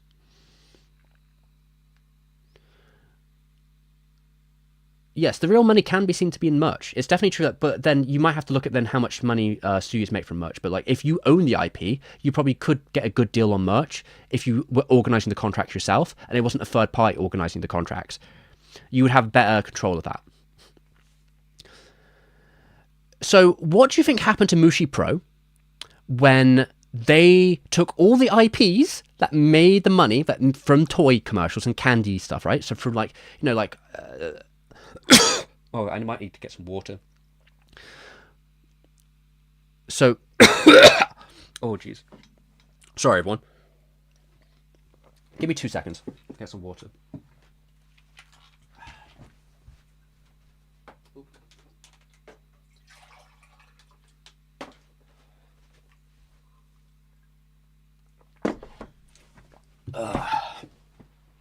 Okay. It relates to this, I swear. But when we're talking about IPs, right? Well, I mean, Mushi Pro did make films targeted at adults. They made 3 of them. They made the Anirama trilogy. They were a bit too young to the battle because, in theory, their idea was correct. I mean, you could look at Fritz the Cat in America, right? Fritz the Cat did pretty well for an adult animation movie at that time, and maybe that's what they were. I don't think that was the main reason they were looking at, because I remember one of my booklets in the Anirama trilogy said that the main thing that they were targeting was the pink film audience, but it didn't really work out, unfortunately. But those are very influential, important films. I would say mainly on Belladonna, but I think each of them are interesting in their own right. The trilogy, but they weren't financial successes, which probably doomed the studio because when you put more money into a movie project and it doesn't do well, three in a row, it's probably not going to end well for your studio. But when you lose the IPs, which what happened with Mushi Pro, right, you're gonna have a problem. Also, here's the other issue, which I brought up before. Mushi Pro staff members. So this is where I think this argument about Tezuka being at fault makes no sense. because Mushipro staff members were paid incredibly well. They were paid so fucking. Again, the money you were paid at Toei for a key animation job was pretty good at the time at Toei Animation. I'm not saying it was amazing, but it was a decent salary for that kind of position. Much better than you're going to get, like, in terms of where we are now, right? And then to snipe the staff, Tezuka probably did more than he would have really needed to, and said, I'm going to double your wages, if not a little bit more. He doubled their wages.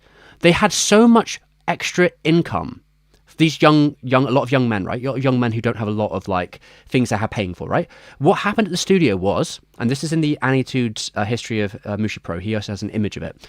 They started buying cars. Every key animator at Mushipro bought a car while working at the studio. Can you fucking imagine that? That their pay went up so substantially that they were all like, let me just buy a car. Like, just casually. They were like, yeah, I'm going to buy a car this week. And they all did that. Instead of taking the train or whatever. Or a bike or something like that. They were like, I'm going to buy a car. That's fucking insane.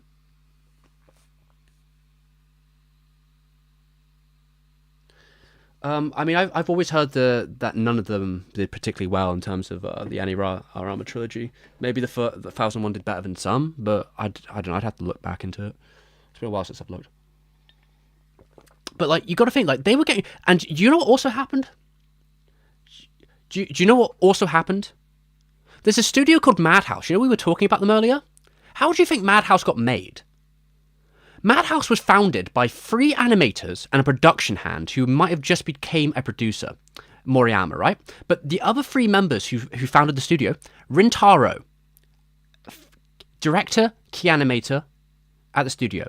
Dasaki, director, I think he was just a director. I don't actually think Dosaki did his own animation, did he? But, you know, you had Rintaro. I think he had an animation background.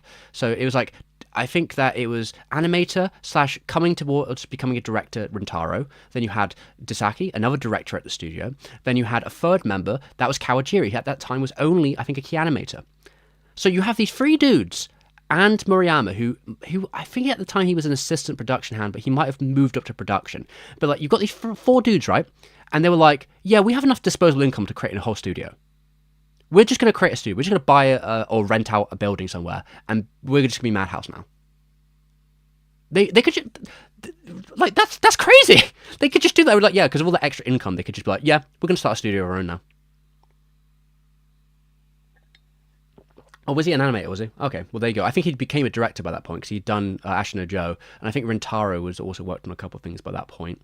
But I'm pretty sure Kawajiri was not a director yet. He was just an animator.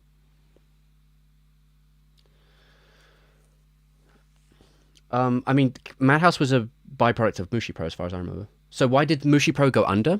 Well, because all the IPs that made Mushipro profitable were moved into Tezuka Productions. You know who didn't go bankrupt? Tezuka Productions is still around to this day. Tezuka Productions still exists. It still makes animation. It still is just working as always. So, in theory, if Tezuka had never moved all those IPs into a different conglomerate, basically to, like, scoop them away, Mushipro would still be here today. It might have taken some losses with those films, but I think the money it would have made from Tezuka's IPs probably would have actually let it swim through. Because Tezuka Productions is still around to this day. And ironically, a lot of Tezuka Productions are actually very high animation count. They're not really very limited anymore. They tend to have a much, like, more refined animation count. And you know who worked with Tezuka Productions a fair bit? Madhouse Studio. Madhouse Studio did several productions with Tezuka. Through decades, even. They worked on several adaptations of Tezuka's mangas, like Unico. They worked, I'm pretty sure was it them? No, it might have been TMS who did, I think TMS might have... I can't remember if it was TMS or Madhouse who did Blackjack, but there's definitely several Blackjacks out there. I feel like it was one of those 2 studios that worked on it. But Tezuka Productions also helped with Metropolis. 2001's Metropolis. That was Tezuka Productions and Madhouse again. That's 2000s. So all the way from the 80s into the 2000s, Tezuka Productions and Madhouse were working together still because of that relationship. Dororo, I don't know if that had anything to do with Tezuka Productions, the Mappa one. I'm not sure. Well, what I was saying earlier is that it sounded like the reason he moved all the stuff away is because the union at Mushi Pro kind of forced him out of the company, or they forced him out of making decisions because of disputes. That's what I've heard. I don't know if he ever got. I don't know if the series gets into a lot of detail about that. I'd have to reread it, but it's probably the last bit. It might have came after that point. But it sounds like that the union had a sort of dispute with Tezuka in terms of how things were running, and Tezuka's response to that, as well as like he was paying them a lot of money. I think that Tezuka, there's a possibility Tezuka did not like the long-term implications of giving them incredibly high wages for their job in terms of the rest of the industry, and that like he might have set up Mushi Pro to fail by moving his stuff out. Because I think he was quite involved with 1001, but in a way that might, if I remember right, pissed off a lot of the animators in terms of the schedule, and that might have caused issues with Cleopatra, which I don't know if Tezuka was that involved in that one. I'm trying to remember offhand here, but from what I understand, there was a dispute between the workers and Tezuka just scooped his IPs. It might have been just a momentary thing where he was like, I'm going to just start segmenting my businesses or something like that. And he didn't think about it too much because obviously we don't know, the industry didn't exist like it does now, right? So like the idea of like, well, you really only make money from IPs. Maybe he wasn't quite 100% under that idea yet, but like running adaptations as an animation studio will only lead to the demise of them eventually because you just won't make enough money off stuff on top of other things. So like it's business, baby. It's a lot of business. And let's get back to the video, I imagine. Survivorship bias. These actually survived the process. Imagine the 90% of anime that get all this funding just to never be released. So yes, it would mean that from an animation, from a business standpoint, it would be better to have originals, but originals are incredibly hard to get popular. It's difficult. It is very difficult to get an original anime that is also super successful, right? It's a shot in the dark. It is a complete shot in the dark. But, you know, studios try, but usually it doesn't work. But when it does, that's when it's like, oh, that's a big deal. You know, like Madoka. Sorry about that. Advertisers want to make a lot of money by selling a lot of stuff to a lot of people, which means they'll pay more for ads that either reach a lot of this people, is exposed. I mean, that was the original title.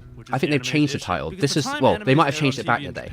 Anyway, this was the title that they had in their source document, which is what I quoted here. Maybe they've changed it back, did they? Had two different names. Actually aimed at people who have money are aired at a time when most of them are asleep, which means advertisers won't pay that much unless it's an uber popular anime. Yeah, I don't get the impression that Belladonna probably had much Tezuka, but that might be because of the disputes with the workers. They've gone to get the figures. This man in front of me literally just spent about $6 grand on $10,000. $10,000. I mean, merchandise is quite high, especially the last couple of years. Merchandise in the anime industry has been definitely a really big part of the mix. It has been. Just like how Tezuka put his bets on the power of otaku, so do modern production committees, who invest the majority of their money not into making the anime, but getting the word out about the anime and making all the merch that anime fans gobble up. I mean, merch has been a big part of animation since the beginning, so it's not like this is new or anything like that. Merch is definitely a really formative part in most of like the animation industry in general. It always has been. But like, yeah, obviously media mix is more effective at selling it though, because then you can sell all kinds of media to like different merch to different people or different media, different people. You know, it's like through a strange turn of events has resulted in this. Do you notice something wrong? Why is this deep? Okay, actually, so it's interesting you say about the manga. This is a kind of, it's a half truth about anime is nothing more than a big ad for the manga. Not necessarily, but this idea that an anime can make a manga more profitable comes from Dr. Slump in 1982.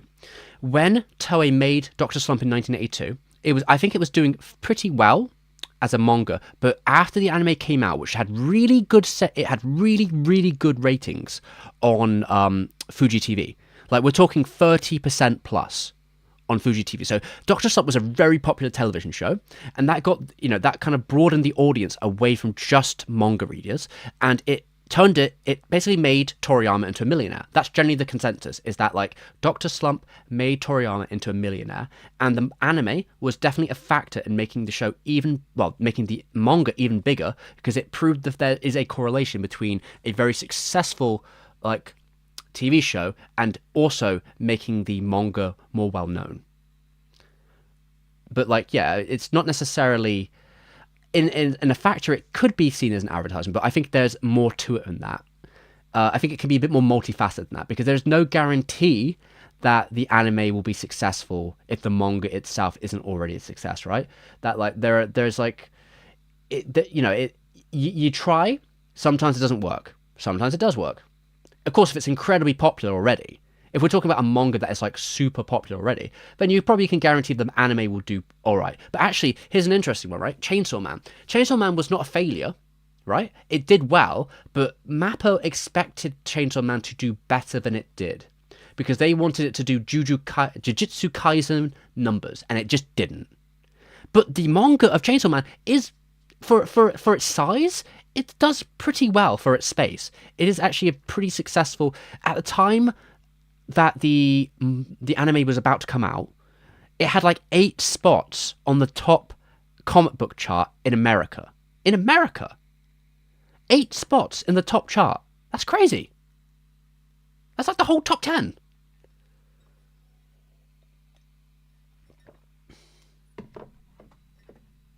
But I mean, yeah, when we think about media mix, right? Sometimes it's more about the franchise itself. So the manga is one element of that multimedia franchise, and then the anime is another one. And it sort of builds up when you're thinking of like it in terms of like a big. When you're thinking of franchising something, it's not just the one thing; it's the everything, right? DVDs so expensive. The price of anime DVDs have always looked kind of ridiculous to me. You want me to pay almost $50 for a part of a season of an anime that I can just watch online for free? I mean, through verified online streaming sites? And beyond that, people don't buy DVDs anymore. Depends. In America, I think it's probably more likely that people will be buying home releases than they are in Japan. From what I remember hearing, there is an industry there for a reason. I do think that the industry, depending where you live, can kind of fuck you over on the prices. And like it feels a bit like gouging, especially when like, I fucking hate the idea of paying for like part of a show instead of like the whole show. I think that's kind of ridiculous myself. But it does depend. Obviously, yeah, home media is starting to be seen a little bit more like a dinosaur, but it's not necessarily on the way out completely. There's reasons that like in America that there's still, companies that are selling this stuff like G-Kids, who also do cinema releases, and like Anime Ego and Discotek, and I guess Crunchyroll still functions now in some form of doing that, I guess. Maybe for the sake of it. And then Sentai. There is at least in America, there are definitely still a lot of studios that are out there to sell you home releases. So like it's still here. I don't know if it's gonna go away that quickly. Sweet, because I have a lot. I have a few hundred. Well, as it turns out, people still do. And in fact, anime DVDs are like this MacBook Pro stand, a luxury item. I mean, the manga version of Nosuke is very good. The people buying is enough to outweigh all the lost profit from the people who don't. In fact, in the good old days, anime DVDs used to make so much profit that it's propped up entire studios before. I don't know where he got that information from. I don't know where that information is from, everyone. I have seen the chart from the anime industry report, and I saw the money that TV anime DVDs used to make studios specifically, and it certainly was higher in the 2000s for sure, but I don't know if it was even the biggest part of the sandwich. Let's say it was definitely a factor, a pretty strong factor, but also one factor of many. So I don't know where they've got this idea from. I think it is a common misconception that you can win it off that. But again, it would also come down to do they own the property we're talking about? Because if you don't own the property you're talking about, you're going to get cuts. And you remember, all right, back in the day when Evangelion came out, right? One of the things the staff members said about the production committee is that we were getting fucked. Our rates were terrible, but the thing is, Evangelion just sold so much it didn't matter. That's why we were making money, because our royalty rates fucking sucked. But it sold 1 million, 2 million, 3 million, 4 million fucking units. It sold 3 million laserdiscs and God knows how many DVDs. It sold millions of copies. So in the end, that added up to money to a degree. And I think that deal back then also meant that at some point, as we know, Arno got the rights back to Evangelion. So I think they had a deal in the contract where the production committee had some ownership of the IP for a certain amount of time in terms of people King Records. And I think King Records is still technically involved to some degree. But I think that the rights eventually did go back to the studio Gainax and then Takara so that they own it. broadly, but I think I'm not sure what King Records deal with that is. It might just be the music now. I'm not sure, but I think that the deal eventually went that they own the IP rights, and eventually that money contract would be renegotiated or whatever, because now Kara controls the merchandising. It's not like anyway, you know, they're in control of it all.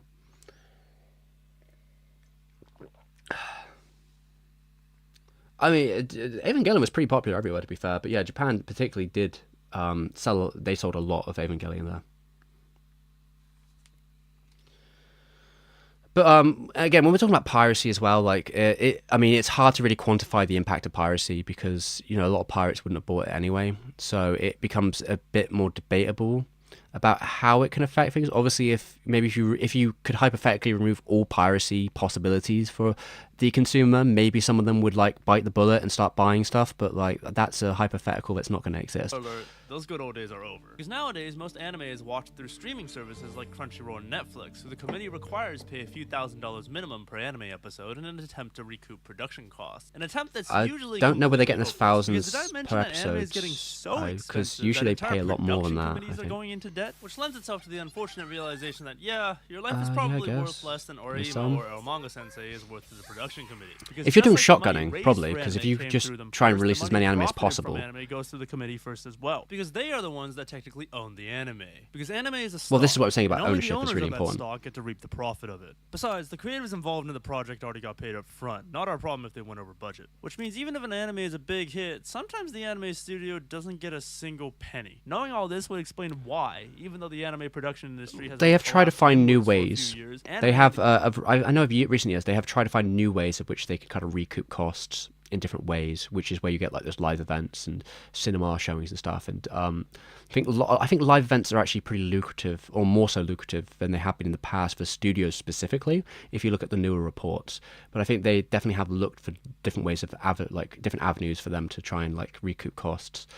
But obviously, like when the production committee system is the devil itself, as Oshii once said. The anime distribution industry have reached all-time highs because they're either paid on their own terms or through being on the production committee, not starved of money and also getting the profits last, which makes anime studios mass outsourcing work to lower wage countries like China or the Philippines seem a lot more reasonable. Well, it would be more reasonable if it made everyone's life easier, but it doesn't. Because now with workers spread out all over the world, I mean, this has been the case for a long time. Coordinate this ginormous border-transcending system to match the week-on-week deadlines that someone decided the anime industry should move at. I mean, outsourcing animation has been like a constant in the animation industry for a really long time. And even in Japan, there has been outsourcing. Some of it, they didn't like to tell you about it. So I do have a certain article that I will reference right now, and it will be in the document. What was it called? From Macadamia 9, South Korea and the Sub-Empire of Anime, Kinesthetics and Subcontracting of Anime Productions. This article basically says that there was a time when a lot of South Korean animators and other animators in the industry were not credited by their Korean name, right? But they were given fake Japanese names to not give the perception that the Japanese company was outsourcing their workload. This happened in the 80s. And probably in the 70s. And, you know, outsourcing generally is usually considered to have started in some fashion from the late 60s onwards. But you can go back even further to the war propaganda cartoons, specifically Momotaro. The original the theatrically lengthed Momotaro had outsourcing to imperialized nations, which is very uncomfortable to talk about because it's basically it is literally slave work. It's, you know, you're getting people that you've imperialized to work as in-betweeners on this animation, which is pretty fucked up. But, you know, that's maybe a topic for a different day. But it is just, this has been a concept very, it's been around for a long time, and the reasons are multifaceted. They don't necessarily have to do with the production committee, but it has been the case for a long time, and yes, the wages specifically to those places is not great. But of course, what we're talking about in general is not great, because we're talking about systemic issues opposed to just individual. Because at the end of the day, give a studio all the money they want, but it's never gonna... The thing about Nadia wasn't actually outsourced to Korea necessarily. It had work done in Korea, but that's because Korea was a partner. It's a co-production. So it's not even that it is... So I'll do this quick. In 1992, Korea had banned all anime. All Japanese products, in terms of media, were banned. There was one way to get around that. If you were in a co-production with a Japanese studio, you could air that animation on television. So, Nadia was shown in Korea. Some of the production was done in Korea, in terms of like in-between. Some animation work was done there, and also processing, I think, was done there. So there was like a mix between them. But that loophole meant that Nadia could be played in Korea when, at that point in 1992, that would have been illegal. That would have not been possible otherwise. And yeah, Korea is like a massive animation house in its own right at this point. Korea is the world's animation house in a lot of ways, and they have to be a chameleon in that way. They have to animate in the way of the Americans. They have to animate in the way of the Japanese. They have to animate in the way of the Europeans. Like, they are so involved in so many different productions. But I can't talk about their wages because that's a completely different industry in terms of like if their wages are good or bad. It might vary depending on the studios, etc. And they probably have their own problems. Never comes out. Did I miss something? The final season of Attack on Titan is kind of a joke. Delays on top of delays have turned the finale of Isayama's story into perhaps the only real-life example of an infinite fractal. And for a series where the final season was handed off from the incumbent WIT Studios to Mappa solely because WIT was having some behind-the-scenes chaos, it's just how? I'm serious, how? Yeah, but I think WIT just didn't want to take the project because of the time. I'm pretty sure that WIT made the decision in the end because of the schedule being bad that they didn't want to do it and they had other stuff to do. So, WIT had a couple bad years, but like what animation studio doesn't? And I think they got re-absorbed into Production IG or something. But I don't know if that was anything to do with Attack on Titan exactly. But anyway. Amounts have these kinds of production issues, especially when the employees are working so many hours that is being compared to literal slavery. Well, let me ask you a question. There is a massive problem there. Animator working on some no-name anime, but I think the story he was looking at there, this is probably the problem we've been talking about citations here, is I think that story might have actually been about a production hand, not an animator. But animators do also work incredibly long hours. I think it's generally anyone in that industry. If you're a production assistant or you're a production hand or a production runner, then like your time schedule might be even worse than the animators. Especially because you've got to run around and get the animation from them. These are working so many hours that is being compared. So senior employees are disgusted to quit. This month I worked at average of 12. I think this was actually a production hand, this story here, but I can't remember because he's not putting the source on the fucking screen. The literal slave. I think that story's from Is that the one from Madhouse? Is that the story from Madhouse? Because I think that came out a couple years back. Let me ask you a question. If that was you about were production a freelance assistants. Animator working on some no-name anime, would you keep working at these amazing wage rates? What about like twice over? Thrice over? How about 10 times over? No, I'm being completely serious. Because not only is VA and sound work done before the animation is completed. Before the animation is I think he means after. I think he's got it the wrong way around there. I think the voice work is done after. In America, you do the voice work beforehand so you can sync it to it. But in Japan, usually the animation is kind of just done in a rough state, and then at some point, when it's in its rough state, and sometimes in a bit more, then that's when the voice actors come in. Especially like if we're talking about like a movie production, yeah, the audio is always done last. Meaning studios have to rush out a rough draft for the VAs before then going back and then remaking everything for real. If you look closer at the production system chart that was somehow legibly translated from a 240p picture, you realize that this is the part I have a bit of this section especially I have problems with. The vast majority of the blocks here are literally just checking if things are done right and then redoing them over and over again, which, even though it works, pisses off literally everyone involved in making. Pisses off everyone in the making process. You're going to have to quantify that because the argument he's making here is not the argument he probably should be making about this, because he's talking about the modern system, which is a byproduct of the conditions. It's not like they created a system like this and everyone's like, why is there so much checking? Why is it so complicated? No, the system is the way it is right now as a response to the current conditions and needing people to be checked. But also, like, it is important to check stuff because if you don't if you don't, everything does need to be checked at some point, because how can you get to the next stage of the production if things aren't checked and there's something wrong with it? And that's going to create it would create a catastrophe, right? If it's like, okay, so this key animation's not finished, like there's a bunch of frames missing and I'm supposed to like correct them, or I'm supposed to be doing, so this was like the rough layout, but it's not right, and half of the sequence is missing from what I'm supposed to be using, and then it's because someone didn't check it or something got lost, and now you have to go find it. Like that's going to create even more problems.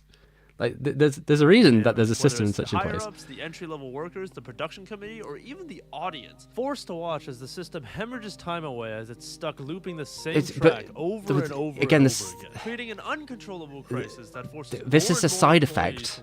This is not the reason that's like that. It's a side effect. It's a side effect of like the layout crisis and stuff like that. Somewhere reaches their because anime in general is a lot looser in the amount of workforce it has, and like the way its chain is, it tends to be a lot looser with less cogs than, say, for example, the American system. It is a streamlined system. Now you could talk about like how there are problems with the system in terms of like now having to have these sort of cleanup stages where it's like you got the second key animation and you got cleanup, and it seems like there is a bit of rotation there, but that's probably because of the situation of having animators that come on board who are not fully trained and then have to be corrected and adjusted.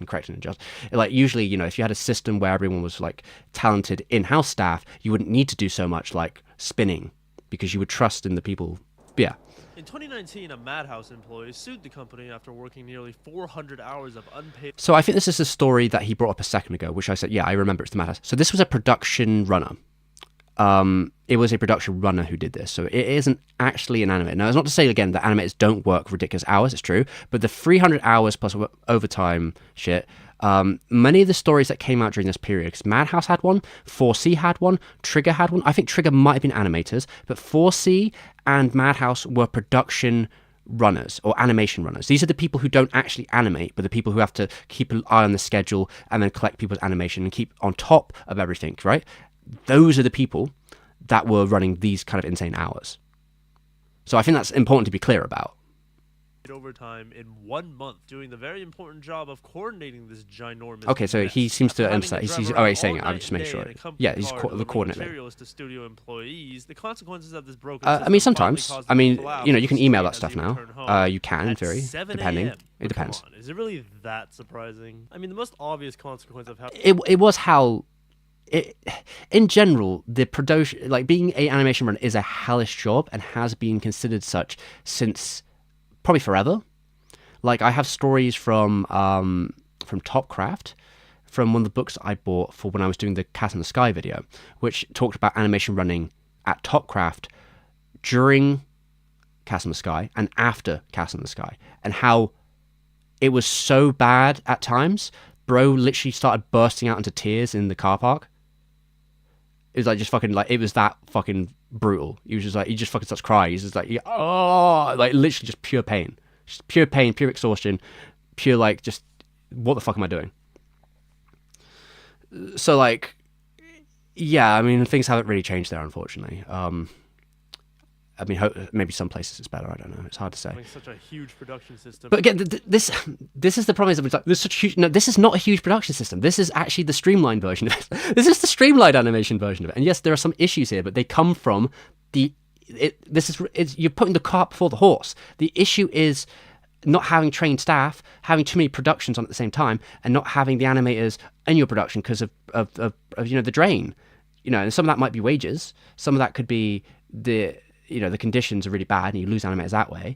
There are a lot of factors involved in that. Some of that could be the splintering of the production. Now it's not all in one studio where people get taught and learn and become a sum of their parts, right? And it's splintering and you've got freelancers over here, you've got freelancer over there, and that there isn't that like studio system which teaches and reinforces that in the same way as it used to be. Like there's so many factors here which have caused this problem, and a lot of that is probably demand of the industry, and that there's just too much need, and then a lot of that drain is also going to come from like the biggest studios being able to get the best talent and sucking them away and bringing them, like getting their schedule. It's like, if you're a Toei Animation or something, you probably got a good way of trying to get as many popular good animators as you can on your productions. And yeah, if you're one of these bigger studios, right, you can like, not only your titles might be alluring to these animators, but you try and like grab the ones that you can because you've got the money to do so.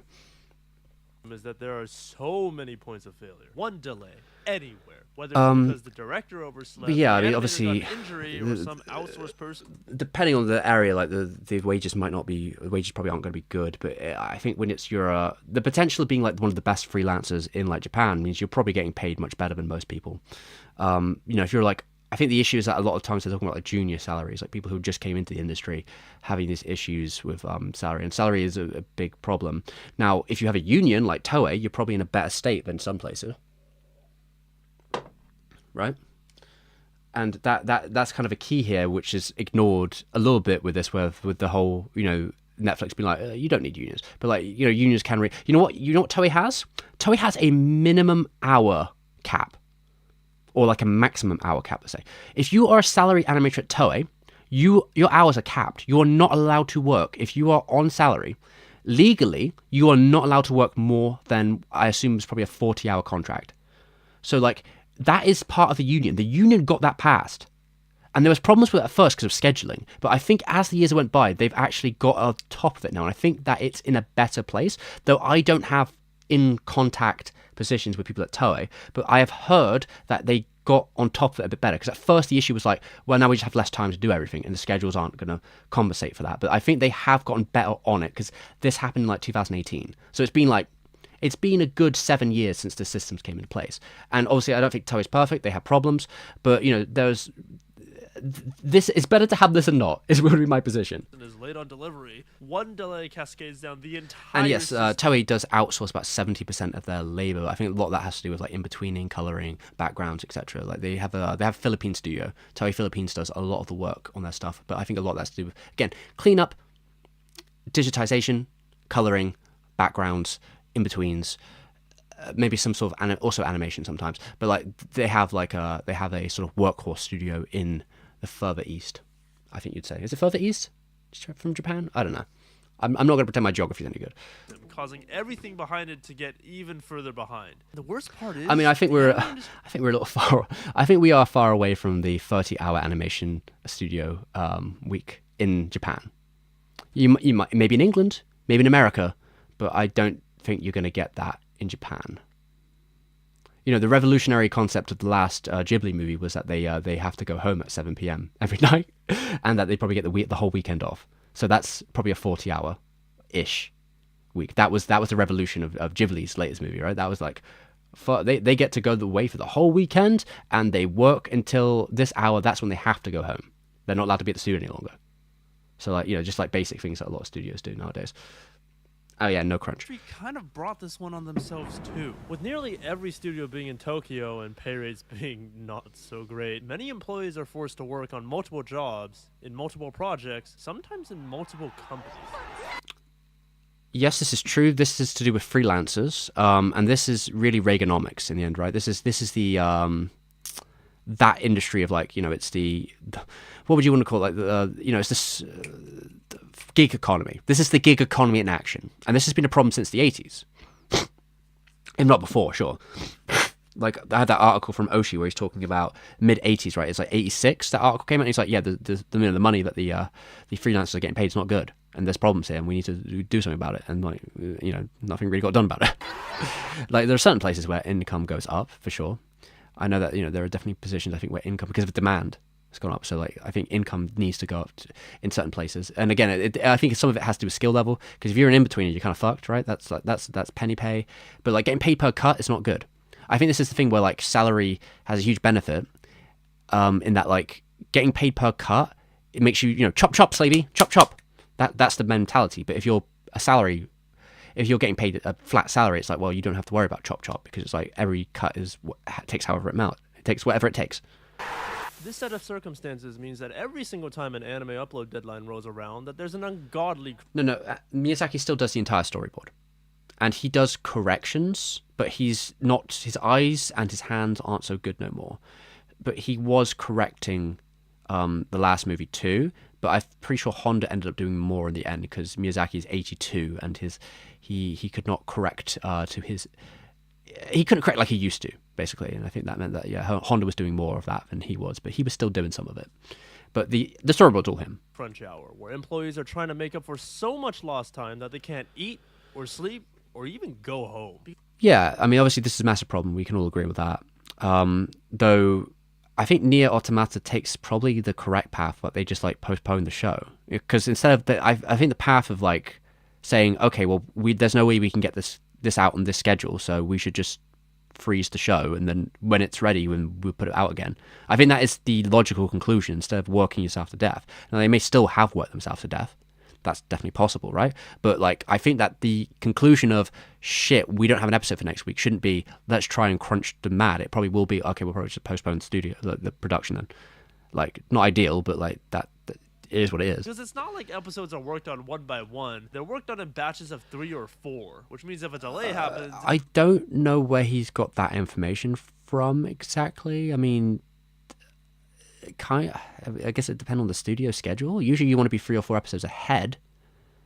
So yeah, I guess probably there are multiple ones going at once, but you probably have different teams on each of those episodes. It's probably not exactly the same team. It depends on their schedule, right? It's not just merely one episode off schedule. It's a third of the season. With all this pressure and chaos coming down on again, I don't know where he's getting where is this from a specific article, or like what's he quoting here, or is he making a conjecture? Are done with this bullshit and decide to just disappear in the middle of the production process, making everything worse. I mean, freelancers are flaky by nature. Different. That they, the government, or something will come in and fix this abomination of a system that exploits their passions and dreams to basically voluntarily enslave them. But at the end of the day, I mean, that is a lot of creative industries. Because the struggle to make anime a good place to work has been fought for decades upon decades by some of the most venerable names in Japanese history. And I think this is... I don't think we need to be bringing them up by name, if I'm honest. I think a lot of these people do not have a good reputation on their labor relations to varying degrees, and I don't think Otsuka's fine. Kon, Takahata, Miyazaki are not the people you should be bringing up in terms of labor relations, positive figures. Absolutely not. Nothing has changed. Because while our story may have started with The Promised Neverland, the true story stretches far into the past, almost 100 years back to modern anime's birth, when one war ended and another began. I don't know if we need to be talking about the bomb right now. I don't think we need to be talking about the bomb. Everything about the country. That included a concept that most Japanese had never heard of before. Oh god, okay. No, this is not true. This is not true. Okay, this is really wrong. This is incredibly wrong. Okay, you can go to any Japanese labor site. I think I had one here. That is not true at all. I have a document somewhere here in my thing, and I have the numbers in front of me. If I can find them, where did it go? From 1870 to 1910. From 1870 to 1910, in Japan, there were 1,000 disputes and strikes. 1,000. The idea that this is a foreign concept to the Japanese in 1940 is simply untrue. They did get more. There were more disputes as time went on. It is true. In, I believe it was, 1940s... By the 1940s, half of Japan's labor force was unionized. And no, that was not an effect of the fucking Americans. The Americans said they were going to make union stronger in Japan, but you know what happened? The Cold War. So they decided not to do that. So they did not strengthen, to my knowledge, they did not particularly strengthen the labor laws in Japan during the occupation.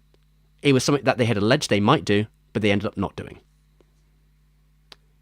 So this reading is incorrect in every way. And I mean, it's not too hard to see why labor... Also, the last data set I saw in passing, there might be newer data sets in this, about unionization in Japan, said in 2010, 20% of the labor force was still unionized. 20%. So take that in mind. Take that in mind in a second when we get to what he's about to say. Unions were kind of foreign to the Japanese. In a country where harmony and the respect of... The average TV anime, which is one core, will probably cost around 300 million yen, give or take. It can depend on a lot of factors, but the modern conception of it is probably about 300 million yen now. Somewhere around $2 point something million for a one core. Obviously, the costs could probably be decreased if you were running it longer with more salary stuff. It can obviously vary. There's a lot of There's a lot of variation. You'll probably see a lot of different stats. Back in the day, they used to say one core was 1 million back in like 2012. But I think the cost of running a show has gotten higher. For multiple factors, including the demand of like getting staff and other factors in terms of what you need to run the show. So the cost went up. If you go for a Netflix show, an ONA, those things are generally considered to cost more as well than a TV show. So those tend to have more money, but if that money is allocated to Netflix is another question. So yeah. Hierarchy was the norm for like a lot of years. A ragtag group of subordinate employees getting together and demanding something from their boss was something people just would not do. And that's just not true. That's not true. Again, sorry, I have to go back for a second. Did he just say hierarchy? Well, all right, so I think I missed this bit. I blanked out. My brain went Concept that most numb Japanese had never heard of because I was talking. Collective bargaining. And Again, it's not untrue. Too hard to see why labor unions were kind of foreign to the Japanese. Why would they be? Where harmony and the respect to hierarchy was the norm for. No. That's propaganda. That is propaganda. That is 70s propaganda from the ultra-nationalists. That is not true. Japan was not even a nation until like 200 years ago. It was like a bunch of enclaves. The concept of the nationhood of Japan did not exist until like fucking 200 years ago. Like a lot of years. A ragtag group of subordinate employees getting together and demanding something from their boss was something people just would not. Yes, they would. Yes, they did. They did. They did this. This happened. Like, if you believe in a collective community, which again is a little bit debatable if we want to get into the details. Let's take, for example, that the idea of Japan back in the 40s, whatever, fairly communal area, fairly communal community, right? There's a lot of people involved in the general community who live around them and whatever, and they care about them. If you care about other people in your community, why would you not strike for better pay for everyone? This argument only makes sense if you're an individualist. And you're like, no, fuck you, I got mine. Like, the argument for a collective bargaining makes more sense if you have the idea that you care about your community and you care about other people on top of yourself because you want them to have better conditions as well as yourself. So, like, that's not foreign at all. That's like, there's a misconnect here between these like theories he's bringing up. Inevitably, though, the concept began to see adoption, and in 1961, anime's first labor union was formed, the Toei Animation Labor Union. Yes. Remember Toei? And to be fair to the union, they actually did quite a lot. Founded by people involved in the production of Lupin III, and eventually coming to involve a very impassioned. When they left Toei, yeah. But okay. Chief secretary by the name of Hayao Miyazaki. Miyazaki was kind of thrown into it. I actually think you might want to look at Tezuka, maybe. Or not Tezuka, Takahata first, because I think Miyazaki's was more so ended up in the position because it was friends. The union fought tooth and nail, winning concession after concession after concession, but they were on borrowed time. Toei had already started hiring out domestic freelancers in place of permanent employees, making unionization more difficult. 2 years later, Tezuka propped up this weekly upload norm. And again, remember that he doesn't know this, but Mushi Pro had a union. A strong union. They had better wages. Like, Tezuka did not destroy the union. I mean, maybe he attempted to. I don't know. It's hard to say. I'd have to read back into the details. But maybe in removing all the money from Mushi Pro, he set them up to fail because he didn't want to deal with the union anymore. I'm not sure. I'm not 100% sure on the details. But like, there was definitely a bit of friction between them. Then anime started to get really expensive to the point where... Well, Miyazaki never even brought up a union, though. Like, Miyazaki had Ghibli... Ghibli was a mercenary state at first, but it did become a full-on studio by, like, 92, right? There was never even a conversation about having a union at Ghibli. There never has been. So, like, I mean, practice what you preach at that point. It's like, I don't think he really believed in the union that strongly. Like, he just said that, conditions are just better at Ghibli, I guess. We pay more, maybe. But, like, I mean, it's still good to have a union, but they don't. They don't. By the time the 70s rolled around, Toei, along with some other anime studios, were hundreds of millions of yen in debt, and Toei decided to conveniently solve don't know where he's getting that information from. Is that from Wikipedia? Oh, that's fucking Wikipedia again, isn't it? Oh, okay. There was definitely a period where this did happen. Toei did this in the anime history, which I have my little tablet. Where's my tablet over here? Yeah, in anime history, they did talk about this. I'm pretty sure that they tried to fire a bunch of people in the 70s. As you'd expect, people were pissed. I think the union fought against it, and some of them got back. 18 of 170 layoffs, 150 yeah, I think they mentioned it, yeah. Whether laid off or not, permanently left, including 2 friends who went on to establish... They did not leave because of that, though. They were forced out of the company. Takahata left because he was kind of like blacklisted after Horus, and Miyazaki left with him. So they left together, and they left together in like 1970 or 71. So like they left pretty quickly. I think the last one I think actually maybe Taka had left first. I'm trying to remember the details because there's like four. There was Kobe, there's Kotabe, Otsuka, right? Takahata and Miyazaki. These people all left the studio at some point. They all ended up joining different places. I think they all kind of ended up joining in the Lupin studio originally, the original studio there, and they were getting paid pretty good. I think they left also because they got paid better at this other place. I think that was also a factor here, that like they were getting good money when they moved. Studio called Ghibli. After this, the situation only got worse. Well, that's fucking 14 years in the future. Jesus Christ, that was a With whiplash. anime expenses getting higher and higher, a studio called Sunrise would pioneer the concept of international outsourcing. That is not true at all. I do not know where this claim came from. I've looked through his sources before. I have no clue where he got this idea that Sunrise popularized outsourcing. It was already happening by the late 60s. I do not know where he's got this idea from. I'm like flabbergasted. I don't know. I do not know. I don't know. Okay. When it produced Mobile Suit Gundam. I don't even know if Mobile Suit Gundam even has any outsourcing in it. Maybe it does. I haven't looked at the fucking credits, but I don't know where he's got this idea from at all. What is he talking about? Where is Gundam outsourced? Again, you probably wouldn't even know because they wouldn't tell you. That's the thing, right? They wouldn't tell you. They'd give them fake Japanese names. Like if you go on like AniDB or something, or one of these anime sites, and you find a bunch of dead names that have like Japanese and no other credits, they're probably Korean people with fake names. But maybe some of the other Japanese names there are also fake people who were actually just Koreans. And as more and more of the industry turned into independent contractors now scattered all across the world, union organization became more and more untenable. This is true in the American industry for sure. This is how the American industry kind of killed their union force in animation. But it's complicated, right? There are still studios that animate in America and make animation in America. And some of them are unioned. Like Titmouse. I'm pretty sure they unionized recently, didn't they? I don't know. I don't keep up with the American industry. But like, yes, outsourcing was a good way for them to like both cut down the costs and also avoid union pressure. But that doesn't work in this context. When we talk about the anime industry, there are things that outsource, but generally key animation is still done mostly in Japan. Like, there are freelancers that are international, yes. But, like, those members who work on these productions, there is a core of them who are needed from Japan, and they can't replace them. And I don't think they want to replace them. So, like, you're talking about a different industry when you're talking like this. Production committees and the horrible working conditions of the modern anime industry began to solidify. The first generation of animators decided to try one more time to save what they loved so dearly, aimed at appealing the one actor that had more power than the companies did: the government. And to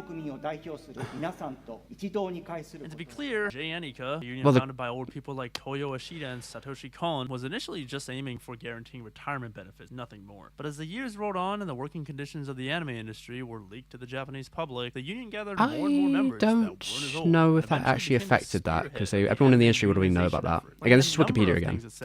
To do, including getting this. I mean, Japanese Animation Creator Association is a labor group, but I don't actually think they're a technical. I don't think they're a technical union. So I don't think they're not. I don't think they are a practicing union. I think they're a labor.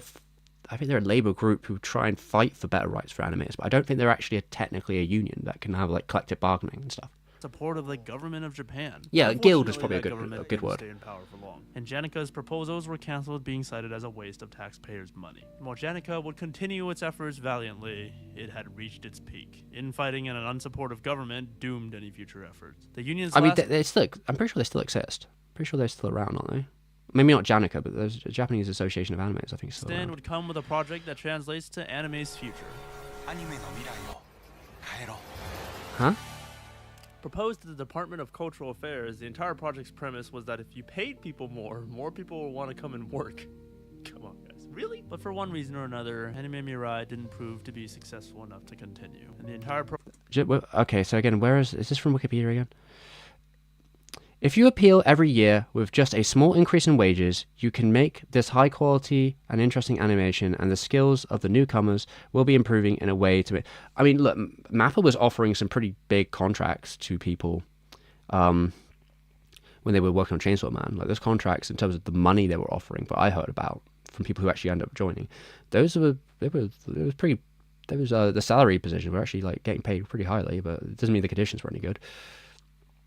I mean, most probably aren't there because Mappa also has a bad reputation with freelancers, but I don't know, salary is a different thing. Program was given to the I mean, I think salaries have went up, but maybe not enough. I think that's generally the position that, and also that there's a lot of positions in the industry that are like paid really badly because they are things like in-betweeners and such, in terms of like you're getting paid per frame or whatever. Japanese Animation Association, a group of 38 of the biggest animation companies in Japan, who coincidentally decided to switch the premise of the program. The anime industry now reaching 90 years old, and Janica's original founder now dead. I mean, most of the old guard took their leave, with nothing to show but blood and defeat in a war that lasted. Well, it's not really defeat though, because like the whole point of like fighting for better labor rights is it's a continuous battle. You don't stop fighting. Like you might fail and lose some battles, but the entire point of like a labor movement is that you keep moving. You don't go like, oh fuck, we lost it this time, I guess we just give up forever. That's that's not the point. Nearly a century. Like, come on. The men and women that had built and fought for anime. My God. Their love. Their life. Kon has been accused of not being necessarily the best, but kind of scary guy at times, and not necessarily being the nicest environment for some of his work. So I don't know if we should be necessarily holding up 100%. Like, you know, he could be even Honda. You know, Mr. Honda himself. Is it Takeshi Honda? He said that like in an interview a couple of years back before he'd passed. I think he said working with Kon, it was scary, and I'm like, fucking hell, Kon. Like this is, you know. Honda is like a master anime, and he's like, actually, being around Honda, being around Kon is kind of fucking... This man has worked with Miyazaki on multiple projects. 3 projects he's worked with Miyazaki in depth. He was the main animation director on that last project.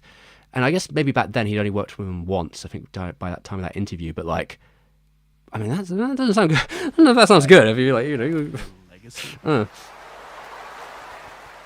Takeshi Honda, isn't it? He's Gainax boy. Finally. This is superfluous. It doesn't matter if he got a fucking honorary Oscar. He didn't go to the first one because of the fucking Iraq War. It's regardless. It's irrelevant.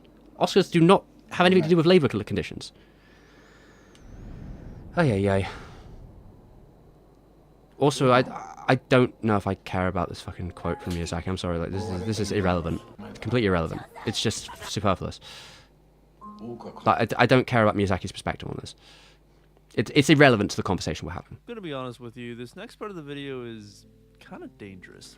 Dangerous because, well, the anime we know and love is gone. Because it's not just some girls running around on a screen. That's a dangerous statement to make. It's a $28 billion That's just not true. Hundreds of thousands of real the anime you knew was always temporary. Like, I don't know what the fuck. Like, when did it stop? So like, what are we talking about here? Fighting politics, Yes. multi-billion-dollar companies, Yes. and centuries-old. That's labor relations, and again, the traditions like have changed.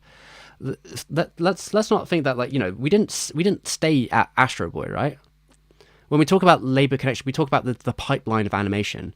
Like, there's some consistency, but like things do change. Remember, like in 1984, was it? I think it was 1984. Toei and a lot of other companies started what they call the animation cap for television, which was that each episode of anime should not exceed 3,000 to 3,500 frames per episode.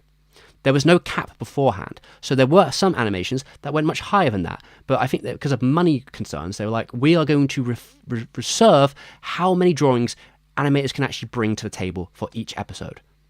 These caps have now been sort of like removed. They're more of a formality now, so they don't quite exist in the same way. There's like, I guess, a standard there, but some shows do go higher. Like there's no need to stay at the cap. Some shows will stay relatively in that area. Some shows will go much higher. That's is like a preference at this point. But like that's a huge difference. A huge difference would also be digital animation. That changed the game completely. But like there are lots of different factors that changed animation as we went. It's not concrete. I mean, at the end of the day, that just sounds like we're gonna need a lot more people. Luckily for us, it's not like this hasn't happened before. 4 years before Tezuka would make his debut, his role model Walt Disney was experiencing a similar fallout. Oh my, okay. Walt Disney was the enemy of the union strikes, but I don't know if it's actually relevant to talk about here. I feel like it's a bit flagellation to be like, let's talk about Disney, because Disney is not it's not it's not really relevant. We've already talked about unions. I don't think any of this is relevant. Workforce went on strike for, quote, I'll let them just unfair fucking and yap, I guess. disorganized pay practices after the man himself told them that they should essentially shut the fuck up and go focus on making good work instead. Which kind of begs the question, how did Japan go so wrong? I mean, the unions caught up pretty quickly to Disney after what he did, but Miyazaki couldn't? Miyazaki could have had a union if he wanted to, but surely he they could chose have not fought on to. for a few more years and avoided this entire shit show. And history would forever know the name of the Toei Animation Labor Union. Oh, it's still around. The labor union's still here. It's still here. You take a look at all the anime released nowadays and trace them back It's still to here. what studio made them. Didn't go anywhere. Realize that, well, there's not a lot still of does things. Toei here. So what exactly would the What do you mean, Toei huh? Union do for anyone who works outside of Toei? Okay, so generally in labor theory, unions tend to have an ability to rise the wages of other people who are not unionized in the same area, sometimes maybe at the same place, because of how that works. But the theory usually is with a union. Now, you probably want more unions, right? But the theory is, like in America, right, that having unions who will fight for better wages for their animators means that their wages go up, and it means then joining Toei is more appealing. So if you're a young animator maybe, and you don't want to be working 1,000 hours, and maybe you're like, okay, I see, if I work with Toei at the unionized place, I have a cap. I only have to do 40 hours, and they'll train me, and my wages will be adequate, maybe enough, and you go there instead of to a different studio. And then the idea then is that the other studio have to go like, I see Toei is sniping a lot of animators. I guess we probably have to also raise our wages too, so they don't take a majority of new animators coming into the industry. Something like that, right? That would be like the theory of practice of a union in that case. That they do have the potential to raise other people's unions, because if you have better conditions in one studio that's much better than everyone else, then it's more advantageous for people to join that place, which means that it will drain animators from other places, potentially. This is the theory. Yeah, nothing. Which is exactly why, even though on paper they accomplished a lot, in reality the Toei Union didn't really do much at all. Because That is just not true, though. That is just not... You can't just say, they didn't do much at all. There are definitely things that have passed, including, like I said, the most recent probably being, that I know of at least, being the cap on hours they need to work, which has been in the works for decades. That was something they've been trying to pass for a really long time. That's a big deal. But, yes, there are many things that the Labour Union tried to do over the years, and also there were some fair complaints. There have been complaints that went public because of there being a union, right? There was complaints a couple of years back about unfair treatment of certain members, but those stories usually don't come to the public, but they did because of the union being able to be promote that and be like, hey, you've treated some of our members unfairly. We need to fix that. And then Toei has to then respond to that, be like, yeah, we need to change some practices. It might sound unsightly, but a lot of stories like that happen in the industry that you'll never hear about. But because the union's there, it kind of promote. It has a voice. Work to better the conditions at Toei, not anime. And well, aside from Janica, there was. You can work at Toei though. That's the key, right? Is you can work at Toei. You could be a freelancer at Toei, which probably won't give you the same rights as a union member, but you can be a salary member at Toei if you want to. That is an option. It's a big studio. They have a lot of projects. If you want to. Now, it's kind of not possible to make one, which makes anime again, it's just not true. The idea that you can't make the unions exist. There are unions out there. Like I said, there have been multiple cases in the industry where usually I think it's considered unbecoming to do that, and you may get blacklisted. But if you have a big dispute with a company, if you're a small fry, you may go to a general union, like what happened with 4C. Or what happened with Trigger, and they usually don't have a ton of power, but they might crowdfund a legal case for you, which is what happened with 4C, and then 4C gets spooked, and then they give you the wages that they were supposed to pay you. Or with Trigger, you go through with the labor case and you win it, and then Trigger has to be like, I'm sorry that we did the thing that we weren't supposed to do and didn't pay you, because we made some excuse why we shouldn't pay you. The only instance I know of where the companies are better. It sounds like he was quite successful, honestly. He wasn't even in the union before. He just joined one and was like, okay, yeah. And then it worked out for them. Than the workers. But at the end of the day, unions, politics, power, it all precipitates the actual problem. money. God, the show's fucking weird. Because regardless of how many other things people want to try and solve first, from how inefficient making anime is to the Again, this is like, I don't like this language, inefficient. Anime is not particularly an inefficient method. Like, there are parts of it that have become... Checks are good. There are parts of it which have gotten worse because of the conditions in the industry. But in theory, anime is a fairly quick, clear, like, you know, thinner, much thinner than the American method of making animation for a pipeline. It has less cogs than a lot of those do. So, like, this idea that it's like, there's just too much regulation or checking, it's like, that's, I do not like that angle. I don't think that's correct.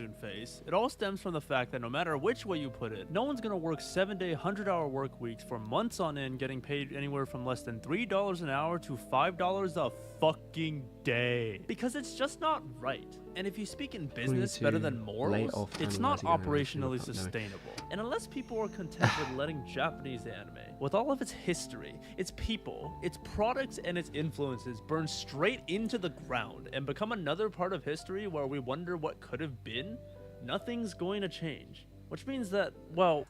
there are things that are changing slowly. I don't know if it's enough, but there are definitely changes that have been made, which you can look up and see. I think there was an article from the writer of my book here that I have in my hand, on my Kindle here, from Anime History. That's Oswald? What's his name? The writer of the Anime History book. Will it come up if I scroll it? No? Thanks, Kindle. You've been really useful here to me. Thanks for being so useful, just calling this book anime. Jeremy, is it Jonathan Clemens or something like that? Clemens? Fucking what's his name? Jonathan? I think it's Jonathan Clemens. He wrote an article on his blog a while ago talking about different labor relationships in the industry in certain places, and things have gotten slightly better in some places, and there have been different laws. Again, I know there's been a freelance law that came out last year, which was to reinforce not that they didn't have rights, but to reinforce freelancers' rights within the industry as labor partners, and how that, you know, you can't just not pay them and stuff like that. Like, there have been some changes, maybe not enough, yes, and we have lots of problems. But again, it is always going to be a fight. It's always going to be a struggle, but it's one that, you know, is worth fighting, I would say. The fate of anime is really up to the people that watch it. But, like, in the end of the day, like, there is definitely a part of it where it's like, really, you need less anime coming out. You really do need less, because, like, it's just absurd. Us. To decide whether or not we're okay with the way history is going. Not knowing that behind every opening we it's just the screen's low pixels, so I'm looking at the image and trying to read it, and be like, what's the name of it? I didn't want to move. What changed so many of our lives continue to fight, to share their dreams with us, to share their stories with us, to share their anime with us. And I think it's about time we give something back. This is an area where I'm probably going to disagree quite strongly. Because I think what they're saying here, I might have missed a bit there, but from what I understand, what they were trying to say is you as an audience will make it better for them. But everything is so fucked up. There's so many problems. I honestly just feel it'd be best if it went and died. I don't think that an audience of gaijins can make a difference in an industry they're not part of. I think that is... I don't think you can really organize such a thing. Because I don't believe in ethical consumption as a thing that is just like, you can just... I mean, it's like, I'm only going to support studios that are like good to that. Well, you don't know that. Like, a lot of this is, you know, behind closed doors. Like, there's some that we have an inkling that are better than others, but like, at the end of the day, it's not, a lot of people are not privy to the information, and it's like, well, if it's all like this, again, it's systemic, so you can't just be like, these are the good ones and these are the bad ones, because that's not how it works. It's a systemic issue. There is sources. He has a document. They're very difficult to pass, some of them, and some of them are just Wikipedia articles. Some of them are real sources. Most of this after this point is completely useless. None of this is just like, again, Miyazaki's eulogy to Takahata it doesn't matter. Again, like, I don't think these people should be propped up as, just because they worked in the labor union like 40 years ago does not mean they are good examples of what we're talking about here. But anyway, so I think that's the end. I think that's pretty much it. It's just quotes from here, which I don't think there's actually much else here. Osaka's a good anime. He passed away recently. He has talked in interviews about like, yeah, you used to get paid. He used to get paid pretty good back in the 70s for a time, because of how it worked. But like, yeah, again, I think money is a fickle thing in the industry when you're not unionized, and you know, I think he was in a better position than some. I think when you're a director and higher up animators, you're in a better position to negotiate in some ways, for sure.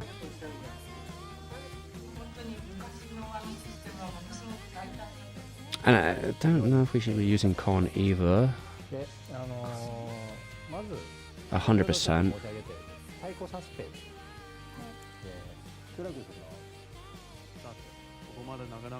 But I don't know, I kind of feel like this is the sappy part here, which doesn't really relate to the point at hand. It has to it's completely irrelevant.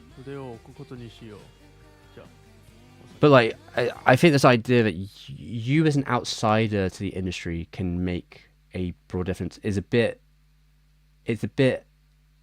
naive, maybe would be the nicest way of saying it, because there is nothing you can do yourself. You can promote the problem, you can publicize the issue, you can campaign to some degree, but you're not in the industry.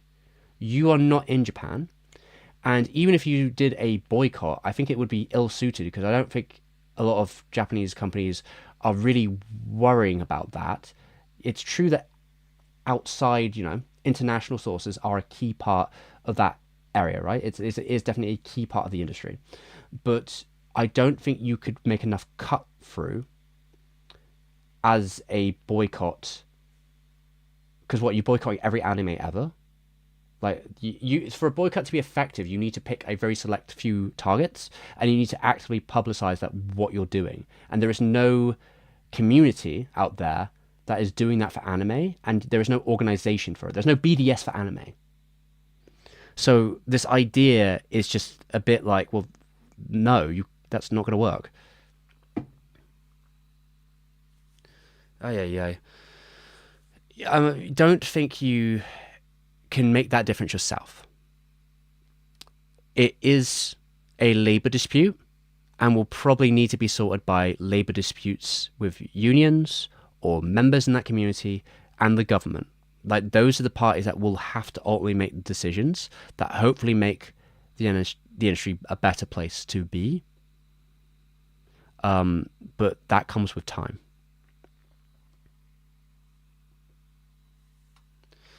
Yeah, and if you are engaging through streaming, then I don't know how much that streaming income is really going to the studios per se. Usually the argument that is made about international fans is like, what is the best thing I can do to help, get money directly to the studio? Say, for example, when Kyo Annie had the fire, there was an operation, there was a system put in place for international fans to get money to the studio because of the fire. They made was it a GoFundMe or something along those lines? They made something like that, right? They got money directly to the studio through a funding program, which they worked out. And then other people were promoting things like, you can buy things directly off their website. Like, I think they were selling things on their website. They have a store in Japan. I don't know if you could have got to it at that time, but they'd have a merchandise store, buying directly from them. These were ideas that were brought up about how can you support these people. Some, Trigger has its Patreon, which I don't know if that is the best pathway for that, but it is something, I suppose. It does go kind of directly to Trigger. I don't know if it actually helps get that money to actual employees. Again, this is a problem here. There's a difference between the studio and the staff, right? So if you give money to Trigger's Patreon, that money is probably going to go into general projects like running events and other bits and pieces like that. There's no guarantee it's going to go directly to animators getting bonuses or something, is it? In fact, the idea that animators don't get royalties off their cuts is probably a robbery, because if you think about the industry in America, right? And this is where this argument about unions not being effective is just ludicrous, where it's if you do a single job with Nintendo, a unionized job with Nintendo as a voice actor in America, and you are a background character, you can still get paid. If that game is like fucking Legend of Zelda, you might get more royalties than you got paid your paycheck, because even though it was a small role, it sold a bajillion copies, and you're getting some revenue from that, from it selling a bajillion copies. But that doesn't happen in the anime industry, which like that would be a fight. That would be like, you know, I think that would be the first fight, or one of the fights, but also it gets a bit difficult with like streaming as well. But like that is important. Well, here's the thing about the Anime Dormitory project. I think if you want to support it, I think that's fine. I think they do help animators, but they also make me very suspicious sometimes of them, because they do series of like useful information. They do have like things that they give to people, which is like, you know, they give you the stats, they give you the facts, they run little videos and stuff like that. But they also perpetuate the myth that unions can't work in the anime industry, which is why I have a hard time trusting them. And I think that comes from the fact that like they have a method of which they operate where unions are not useful for them. So they dismiss unions completely, and they talk about reformation. Like they're talking about reforming the industry by creating a new, you know, give us money so we can create a new system, and we'll create like some music videos and train some young stars, and maybe we'll create like their plan. They have a model themselves, which is irregardless of collective bargaining, where like, yes, it's good that there's a dormitory for young animators. I agree. I think that their actual trajectory in the end is like a band-aid. That is my concern about them. In that, like, I don't think it's if you want to support them, I think that's perfectly fine. Because obviously, like, I think it's a good thing to have places where animators can stay.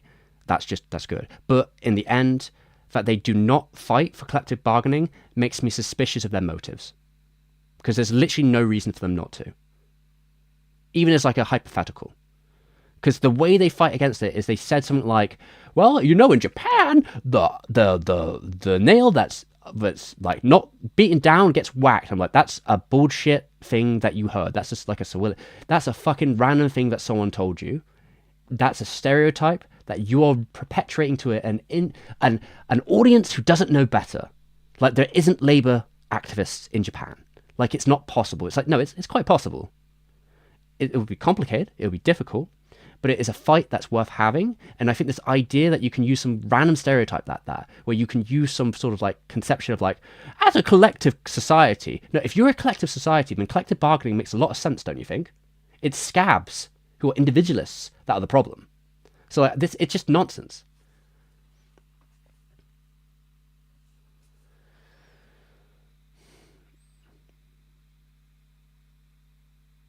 But yeah, that's my concern with them, which is why I find it hard to trust them wholesale. Where like I can acknowledge that they do some things where I'm like, yeah, okay, that's good, but they are not the solution.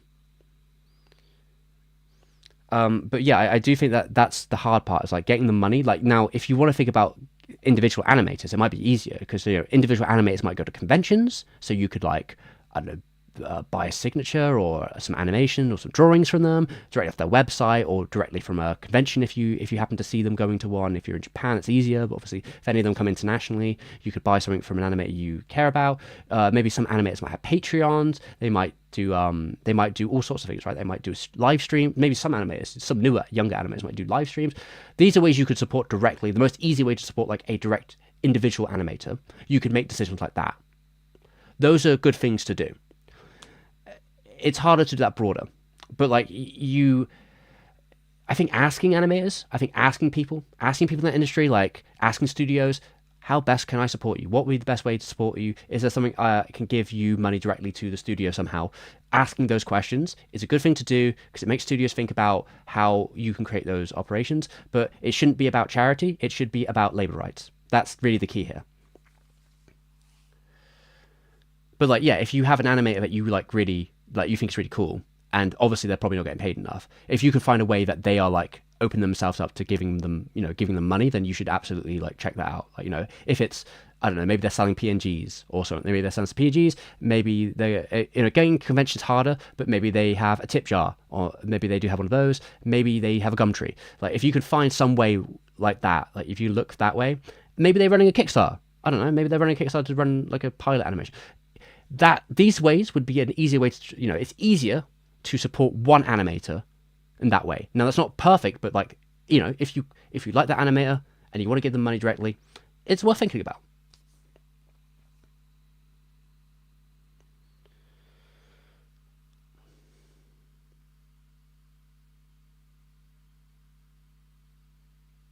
I mean, the thing about the industry as we know it, like the people who end up being considered the next Arno, Miyazaki, etc., will probably already be in the industry, but that will happen at a certain point of their prestige, right? Like, there are definitely a lot of younger, fresher directors who have relatively like well known in like the animation community to some degree. What about like Saya Yamamoto or something like that, or Kia Annie's I always forget her name. I don't know. I don't know if they're young, but usually directors end up being in at least their mid-30s or 40s when they end up being a director. But there's a couple at Toei, a couple of young young directors at Toei who are women who are pretty well liked, who might end up being fairly big names one day. But it comes in waves. Obviously, the newest of the big family of like infamous directors in the animation industry is probably Mr. Your Name, right? He was not a household name in the same way he was until 2016. But these things take time. Who's a young Miyazaki right now? I mean, what are we saying? It's a bit of a complex question. There's a lot of great animators out there.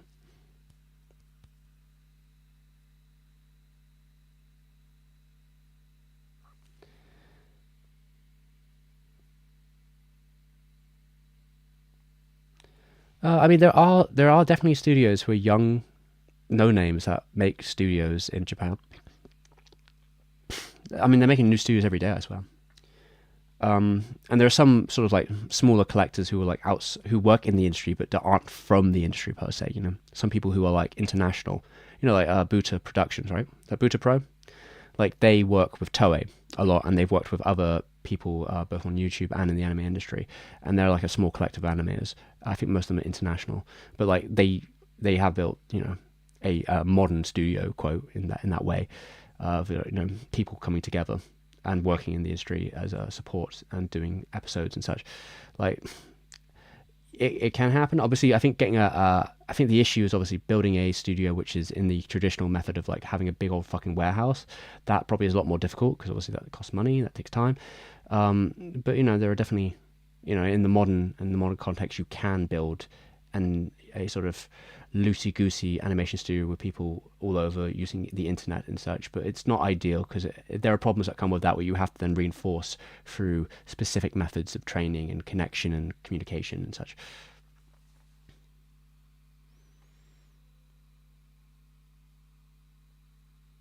Oh yeah, but the demand is still high, even if the market is oversaturated.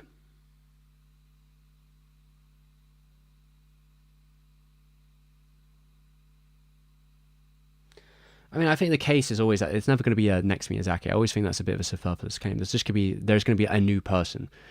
I mean, Kojima came out with an interview the other day, which was quite interesting, where someone asked him about that, and he said, I would never want there to be a next Kojima. I'd rather that idea burn in the ground, because when he thinks about the people he's talked to who have been inspired by him, they were like from all different fields. He's talked to people, in his time in the industry and internationally, talking to people, being like, there were people who were, musicians or actors or whatever else, and they told me, that some part of my work inspired them and gave them some sort of light, some sort of passion, but like it didn't turn into what I created. It became something else, and he'd rather that. He'd rather a world in which you can be inspired by many things, but it doesn't necessarily mean that you'll become a carbon copy of what you were inspired about.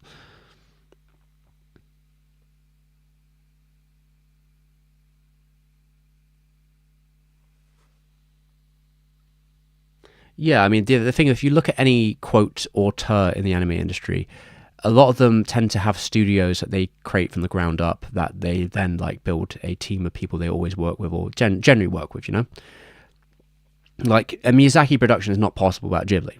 And Yuasa used to, I think Yuasa made a new studio, didn't he? But, Yuasa wasn't able to make a lot of productions in the way he could. He had a couple at 4C, right? He had a couple at Madhouse. Madhouse disbanded. 4C was busy. He ends up making his own studio, and he ends up making several works there. which I don't know if any of those made particularly a ton of money, but he was able to do quite a fair bit of movies there, to be fair. More than he'd probably be able to do just being like a sort of contractor in the industry. But the same with like Hosoda, right? When Madhouse collapsed, well, it didn't finish, but Murayama left Madhouse, right? And the structures changed and it became a bigger studio, but didn't take as many risks as before. People who were at Madhouse like Hosoda and Yuasa and other figures like this end up leaving and joining other studios or making studios. Hosoda made his own studio, Yuasa made his own studio, etc. And Shinkai, I think he made his own studio as well. Like this is what happens. You kind of splinter, make your own studio, make your own system in which you can gather the kind of staff you want when you become successful enough to do that, which is rare. But like that's when we talk. And again, Kon only mainly worked at Madhouse as a director. Basically, only worked at Madhouse. He had the structure of Madhouse under him the entire time. So like, yeah, the reinforcement of having a strong system is important. It doesn't exist without it.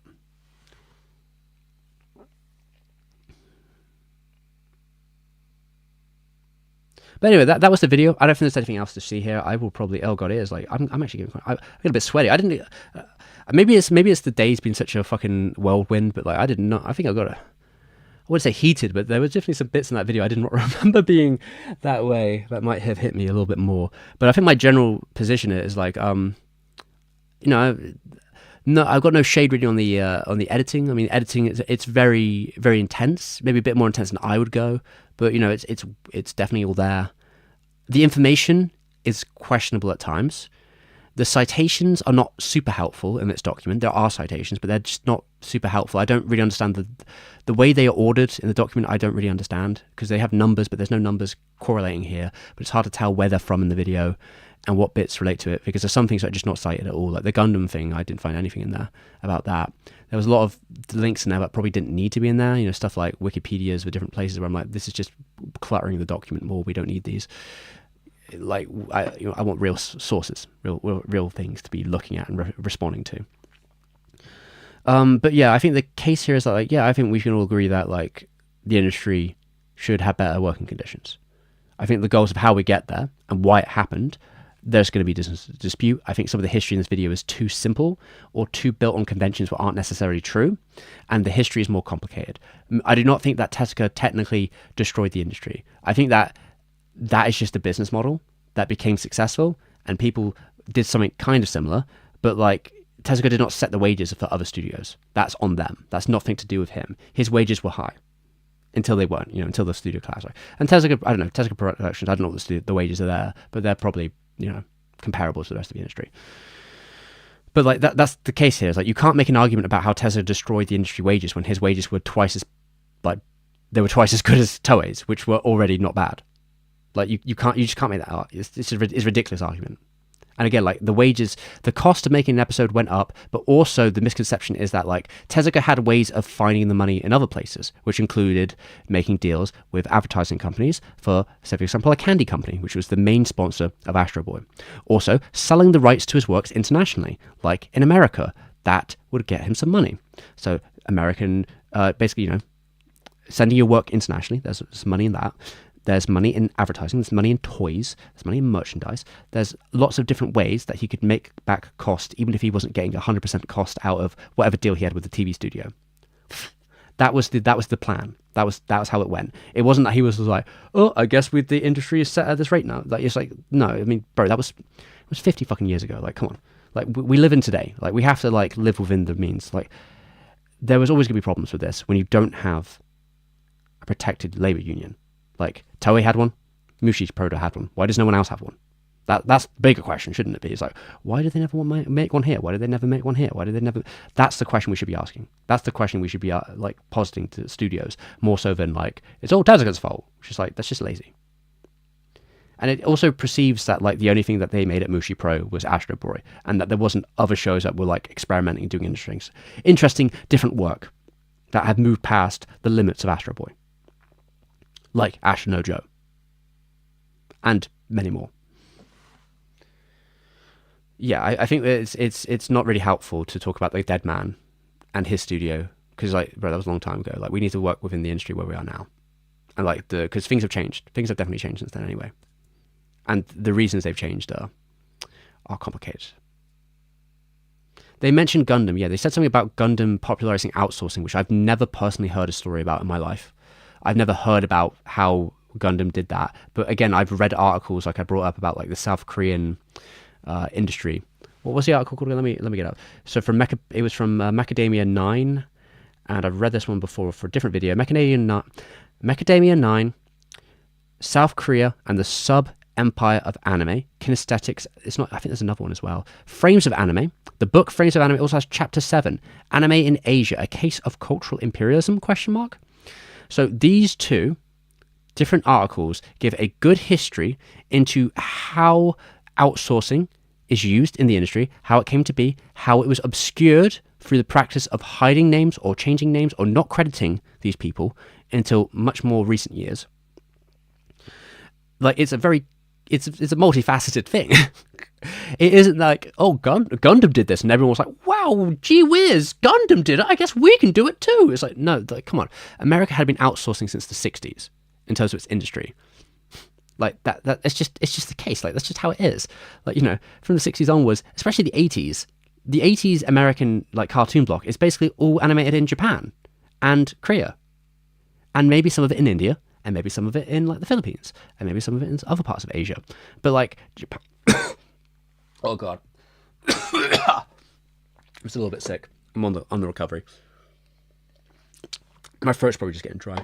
But the key thing I'm pointing out here is it's a complicated issue with a lot of things happened, and there is, I believe I have a Mamoru Oshii quote from the era of the mid-80s where Oshii's getting pissed off about how many studios are ending up working on outsourcing for American studios and being like, there's too much outsourcing. There's too many American cartoons being made in Japan right now because it means we don't get, they're fucking taking our staff members. They're literally like, just like they're working on this stuff instead of my work projects. It's like they're not there are animators and directors are not happy about that. It's like, you got too much outsourcing in Japan right now. And as things went, especially through the 90s and beyond, while it still happens, it happens less because I think that Japan's reputation and the cost of hiring Japanese animators got higher, and a lot of other studios decided to mainly go towards Korea or other parts of Asia. And because there's a prestige to a lot of these studios now, and they will expect higher wages from these American companies. So you will see it from time to time, but they tend to be projects where they're expecting a certain expectation.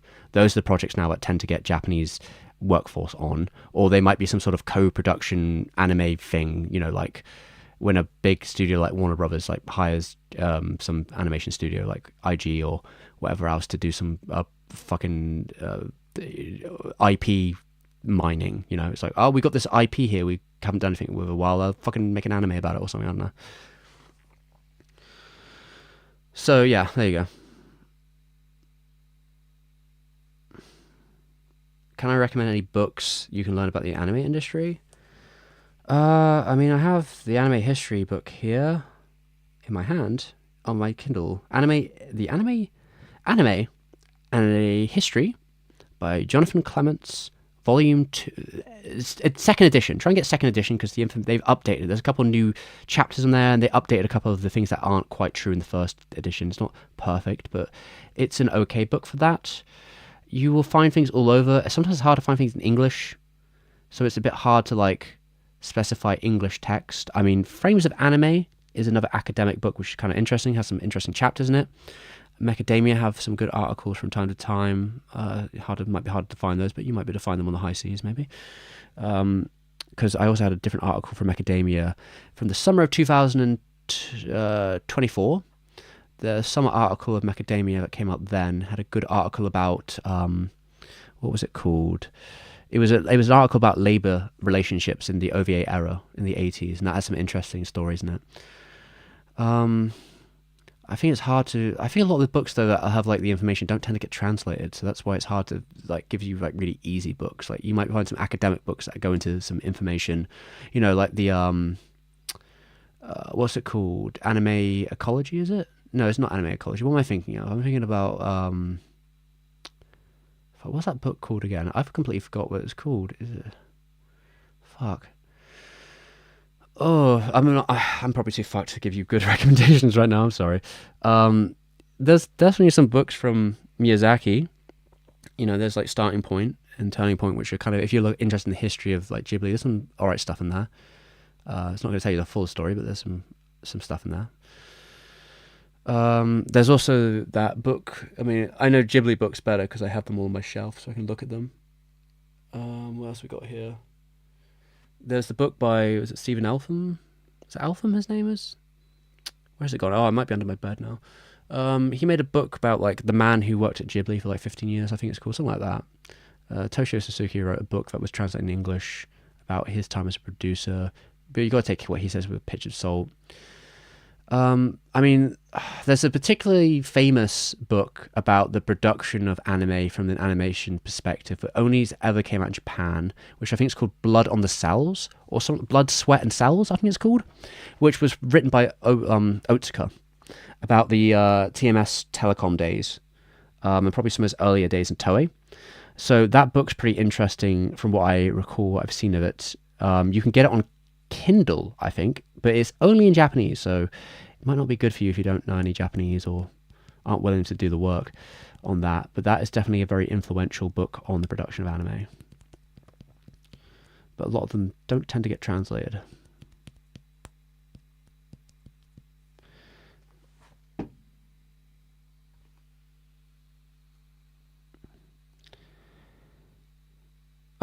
I think a lot of the staff members on the first Transformers movie, Toei has been hired for. I think Toei was technically this production house for first 2 seasons of the show and the movie.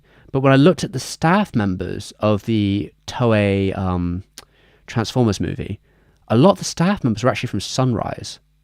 There was a good portion of Sunrise staff, or people who'd worked at Sunrise prior, who like obviously had mecha experience, because that's kind of what you need, right, for an all-robot kind of crazy animation film, which is definitely a lot of interesting cuts there, but it's very inconsistent. But so is Transformers in general in terms of animation quality. But there's some really cool stuff in it.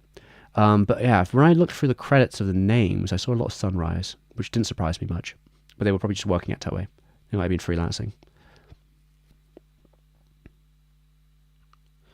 Max, you're going to have to get it from the high seas. You can find a copy of Frames of the Anime on the high seas of piracy. Probably not supposed to say that part, but I think if there's no version of it you can buy, you are morally obligated to not spend $720 and just download a PDF of it. You might find one around somewhere. I obviously will not promote. I can't point at a certain direction because that could get me in trouble, but that's what I'll say. If you look, you will find.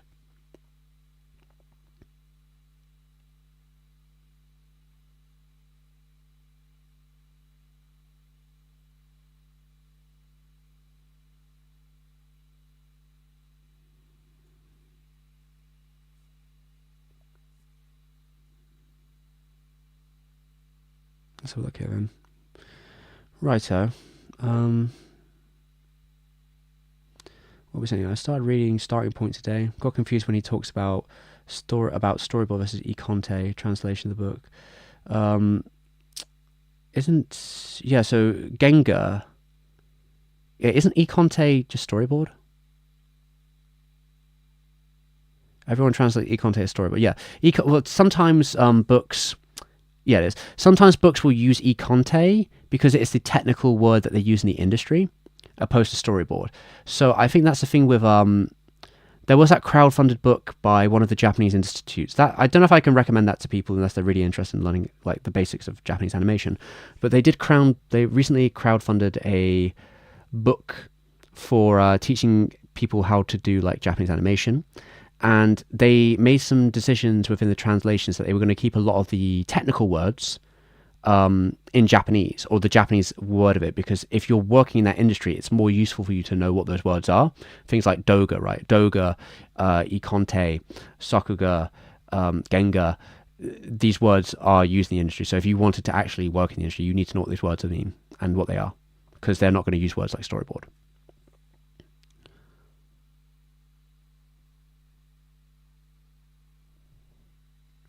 Yes, I'd never condone pirating things. No, perish the fort.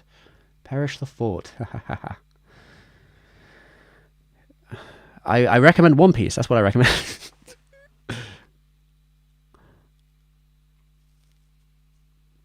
Apparently, Sega Gundam's transformation mode was influenced by Transformers, potentially, but I think that was also wasn't Transformers the flipping, the sort of transforming motions of those characters, were they inspired by Macross to begin with?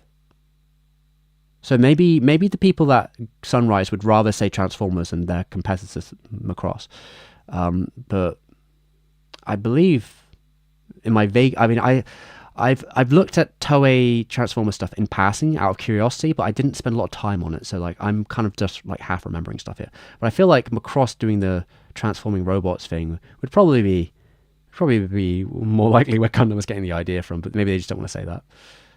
But maybe it was Transformers, I don't know. Some of the people at Sunrise have worked with Transformers, I know that, definitely.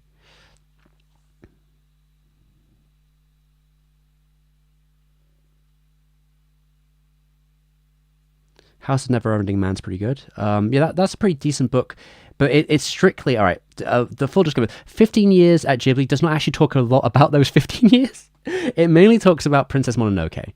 It's some other bits and pieces, but it's mainly about Princess Mononoke. He did work there for 15 years, but apparently the most eventful stories came in the first couple of projects to him, I guess, or he didn't want to disclose the rest. I don't know. Maybe he planned to make another book. But most of the stories in that book are around the sort of chaotic production and first Disney contract with Miramax and on Princess Mononoke. A lot of interesting stories, though. But again, it is really mainly about Ghibli. So like, it's not going to give you a broader understanding of the industry or anything.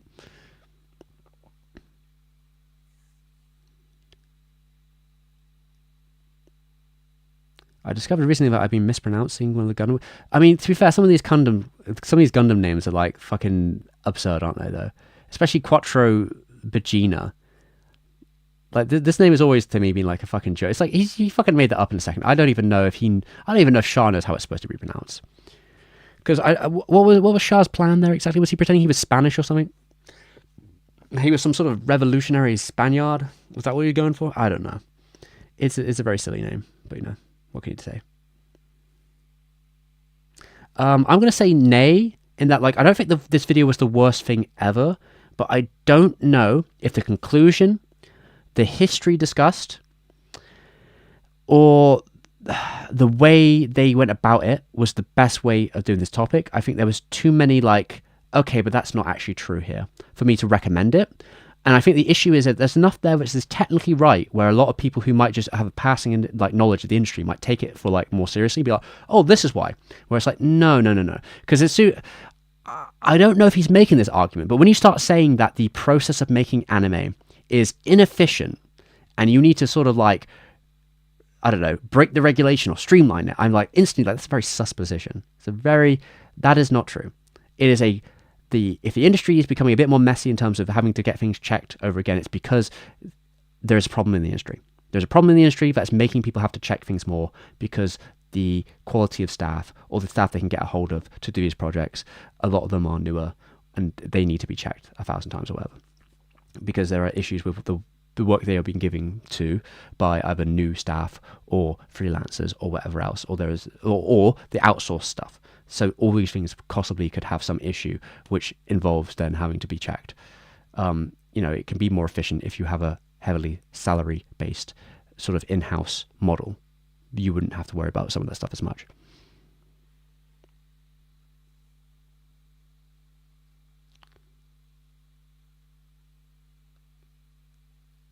But I'm going to say I don't recommend it. I don't think it's the worst thing in the world, but there are definitely some key points. I remember when I first saw that video, I was going to do a stream on it, but I didn't end up doing it for ages because I didn't tend to do reaction videos on this channel. But I thought, what the hell, let's do a couple. What the hell? And I will upload an edited. Oh god! Actually, oh my god! What have I done? I just realized I spent so long talking that might be it might be a nightmare to edit. But I will try and edit it down, maybe a little bit. Remove the front bit, have the reaction as its own video, and if I can be bothered, I will add some JPEGs of some citations maybe on the screen, if I can be bothered. But I will archive the stream. I will tighten it and archive an edited version of it on my second channel, which I think is called STEVEM Live. So hopefully it's not worth the effort of over editing it, but I will try and edit it a little bit just for cohesion, just in case there's anything where I stop talking or I need to tighten a bit. Mainly removing the front and end, probably. Like most of this after stream talk will probably not be in the video. I will leave it to the point where I feel like I make my last conclusion of the video. This stuff probably won't be in the final video, just because this is like the after stream notes, right? Like I probably won't mention it because this bit's going to turn it into like another fucking half an hour longer or something. So I'll probably just end it at that, and I don't know, if I have to, I'll add some words at the end. But yeah. Because I'm always going on tangents. That's why it took me fucking God knows how long to finish this video. Yeah, Kawamori, right? He did some work for both of them, but also I believe one of the animators at Sunrise, Obari, right? Obari did some stuff for Transformers as well. I can't remember if he designed characters or if he did some promo art, but I think Obari had some work with Transformers in his own right. So yeah, there's that.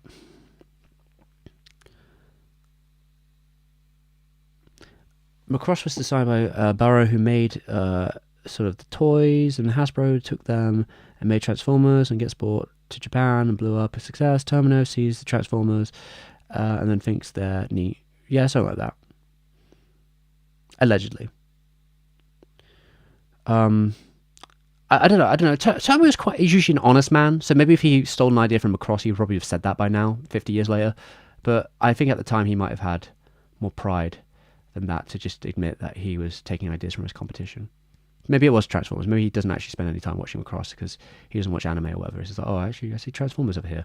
I saw a picture of that. Okay.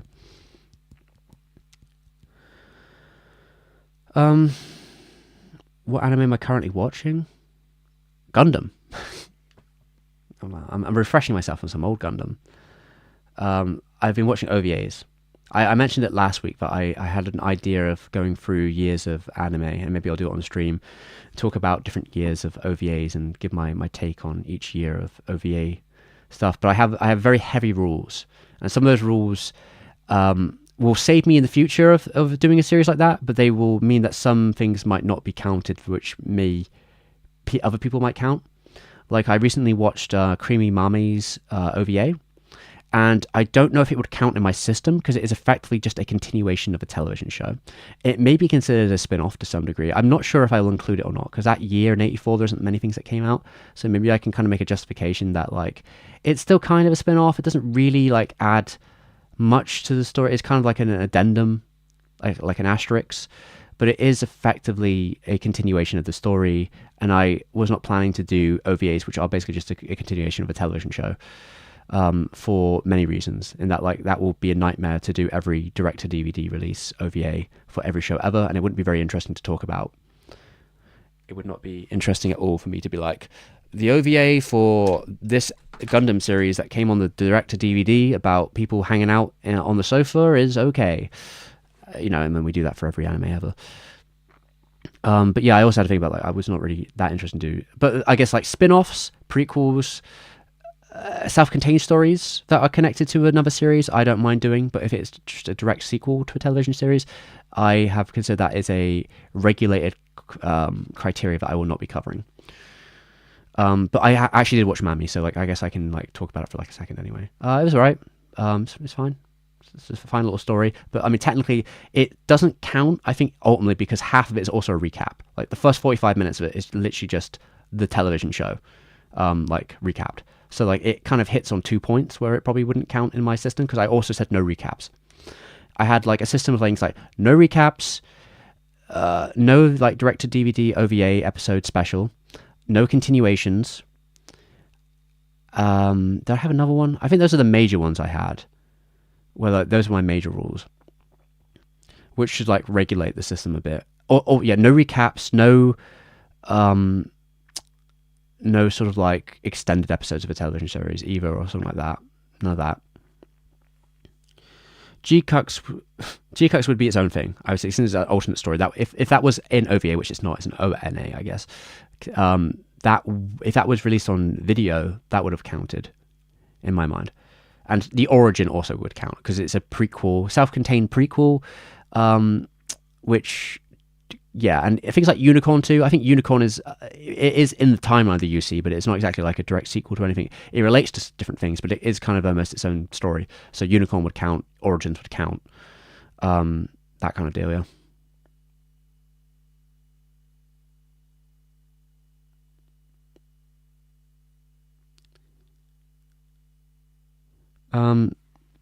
Wait, did they do a short version of Macross? There's a movie of Macross. There's Do You Remember Love, which is like a truncation of the television show with some new animation and such.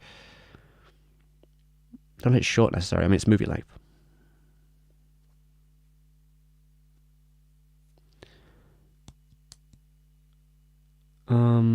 Yeah, I've heard of the Gundam series. I was going to watch it with a friend when we get some time. Probably by maybe when it's all out, we'll sit down and watch it. I wanted to go see it in the cinema but none of my friends were available at the time, and I think I was busy, and I couldn't like.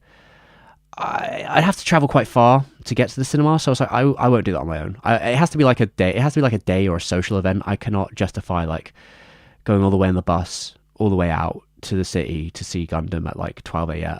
I guess it'd be 12 p.m. or something. I just couldn't be bothered on my own. I was like, nah, fuck that. But yeah, no one who wanted to see it. They were all working, unfortunately, so I couldn't go and see it with friends on the preview. But I'll sit down when it's finished and we'll watch it then.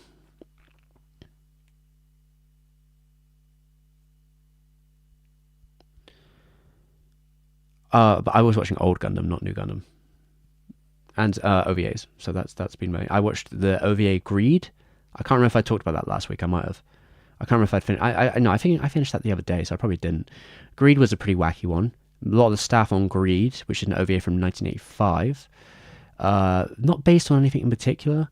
Kind of based on the scribbles of the animation director who worked with Tomino a lot, but not the main one. It's not Yas, it's the other one who worked on like Sabungle and Aeon. It is Aeon, isn't it? He made a sort of weird fantasy sci-fi barbarian OVA thing, which doesn't make a lot of sense, but there's some really cool action animation in it from his team, which I respect, and there's a couple of interesting things about it. It's one of those sort of things where I'm like, only in the OVA era could you get something like this, which is the script's kind of nonsensical. It's an original for some reason. It doesn't really go anywhere. The ending doesn't make any sense. But there is some cool stuff about it, which I'm not unhappy. I might have been unhappy back in the day if I'd spent a lot of money buying it on like Laserdisc or something. I'd be like, what the hell is this? But like, watching it for free on the internet, obviously a different experience. No, it wasn't Aeron. That's a movie, but I've seen that before. I think Aeron's interesting. I'd say Aeron's probably better than Greed overall. I will not be watching the 11 episodes of the OVA for Urusei Yatsura because they are based on the manga. Basically, every one of them is based on the manga. A couple of them are recaps. It does not fit my criteria because it is effectively a continuation of the television show, because it is literally adapting chapters of the manga that the television show did not adapt. If they were original stories, I might make an argument for it, but because they are all based on outside of the ones that are recaps, they are all strictly based of manga chapters, it does not count. It is strictly a continuation of the series, as the results remain the same. It is just more Urusei Yatsura, directly based on the manga. So no, it does not count. I will be watching shonen. How do you say it?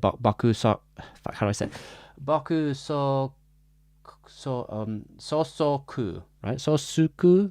Is that how it goes? I'll be watching that eventually, but that's late 80s, and I'm going for it per year. So I'm going to break through 84, and then I will do a stream on 84 when I've done I've pretty much done most of 84 now, I think. I think the only thing left I want to go through again is Birth, and there's a couple of oddities I might add in because it'll be like 6 titles anyway. And then I will do a stream on it, and we'll do ranking every OVA in my criteria from 1984, and that will be the start. And then it's easy at the start, right? It's easy with 84 because there's not so many. But then when you get to 85, it's like, oh fuck! Even with my criteria, there's like 20 plus shows. It's like, okay, I'll take a bit, but in for a penny, in for a pound.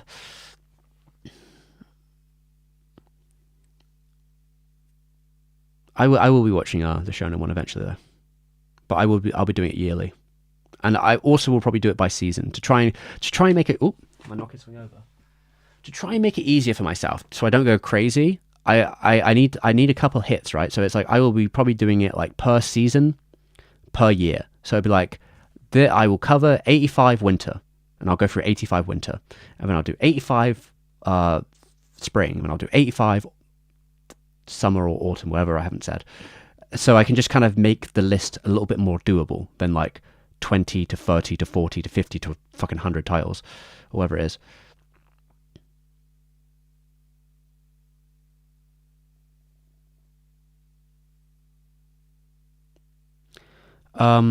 Fish Fingers. I've just realized that's your name. It's a good name, actually, to be fair. I mean, there's an old interview with Tono where he says they slap Shah's face on anything to sell it, right? I think he said that in Animage back in the day. He said something like, yeah, they'll fucking put his name, they'll put Shah's face on anything, you know, and to sell it. That's what they'll do. And in that same magazine, there was an advertisement for the Shah DVD player. It was like the portable DVD player, the portable Shah DVD player. You know, Shah is a very popular character, so you know, in the words of the merchandising, right? You merchandise the popular characters, and it sells. Shah does have good business sense. So certainly, I could see that.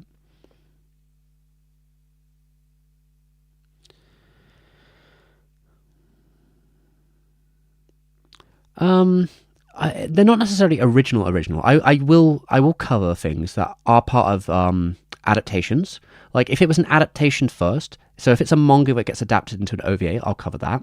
If it is part of a series, but more of a not necessarily more. If it is a self-contained, what would you call it? If it is a self-contained story within that universe, so an example would probably be something like. Again, with Gundam, I think Gundam's really an easy example because I think most of the OVAs for Gundam are like part of my criteria where like I think they'd be fine.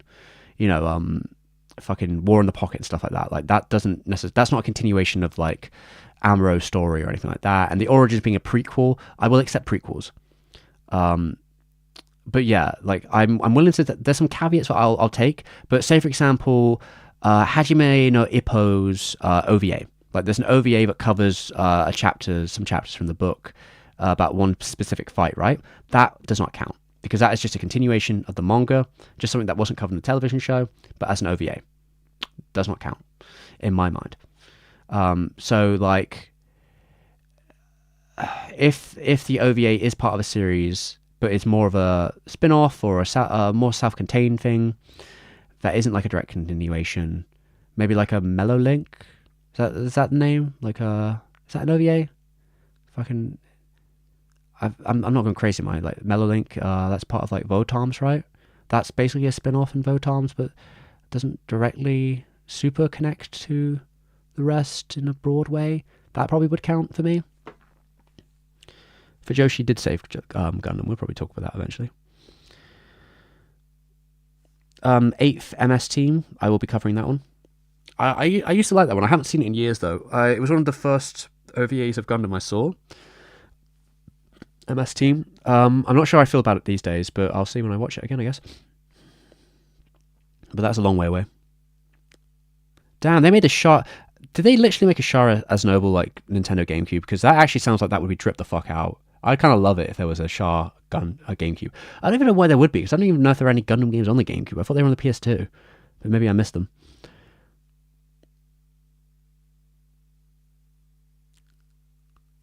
Yeah, I mean any OVA that Lupin does is probably fair game for the list. Probably, I've seen most of them anyway. I guess if it depends if they really count, because stuff like Jigen's Tombstone, that to me that counts. That would be, I mean that's an OVA. That totally counts for me. I think the other ones, I don't know if they're considered movies or not. There might be a technicality there where I think like Goemon, Bloodspray Goemon might be considered a movie. I'm not sure if it's considered an OVA. I'm not sure which one it is. Technically, if it is considered a technical OVA, it would be on the list. But if it's considered a movie, I'll probably just skip it.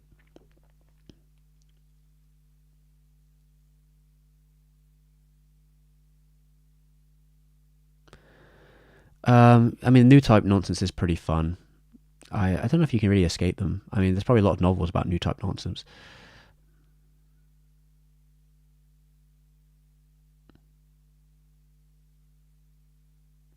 Is Lupin still burning? Apparently, there's an OVA called Lupin Burning, isn't there? There's 2 new Lupin projects coming out soon, isn't there? There's the Pops OVA. I think that's an OVA, or it might be because it's a short film. There's a real film. There's a real movie, a real deal movie by the old Jigen Tombstone team, and there is also a 5th sort of short about Pops. Senigata. TV specials I would not count for this list, obviously, because that's a different category entirely. The TV specials are not OVAs. But I've seen, I think, a lot of TV specials from the 80s, right? Because there's like Bye Bye Liberty, isn't that one of the TV specials? Is that one of the TV specials? I think it is. There's a bunch of ones that came out in that era, and I think I've seen most of those.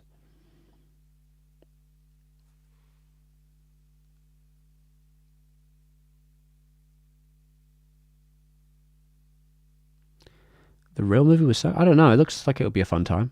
I'll watch it. I liked... I mean, I'm up and down on them. Like, I like Jigen's Tombstone for the most part, and I like the Going On Spray quite enough. The Fujiko one was a bit, like, mixed on. But I think Blood Spray is probably the highest of those 3. But I wouldn't mind seeing the Senigata one, and I'll watch the movie. I'll see how it is. At the very least, it'll at least have some good entertainment, have some good action scenes, some good animation. Probably have some nice music. You know, it'll be worth like a little browse. I'm not like dying to see it, but I'll check it out.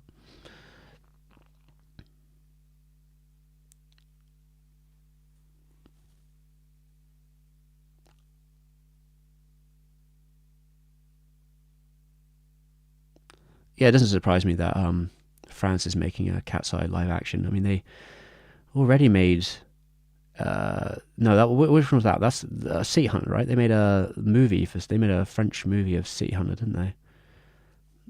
But it doesn't surprise me. They're making some stuff like that. All right, it's getting quite late now. I should probably like fucking end the stream because I've been going for fucking ever, and I need to probably. Wow, maybe it's too late to eat now. Maybe I'll get a little bit of food. Lupin is specifically very big in Europe. Not Europe. Sorry, I mean Italy. Italy is definitely where Lupin is definitely popping the most generally, like historically. I think in France it didn't really pop as much, but maybe nowadays, because obviously they did a series where it was set in France, so it might be doing a bit better these days than it used to be. But Italy definitely... Wait, I think they did a series in France, or am I going crazy? I swear they did. I know they did a series in Italy with part 4. I swear they also did one in Paris, didn't they? But I don't know. Maybe I'm like misremembering things.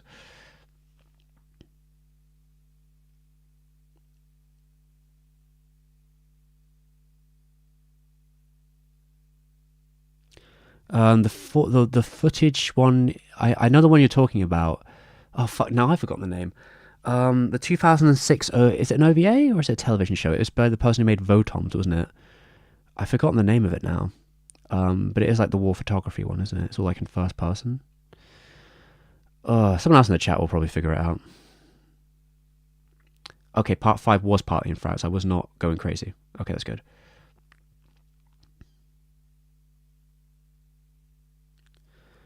I do like the Blame OVA shorts. Are they considered OVAs? I like those ones quite a bit. The ones by IG, I think that was cool. Those little shorts, and even their CGI like pilot I thought was pretty cool. I didn't really care for the actual movie though. The one by Polygon, I didn't care for that one.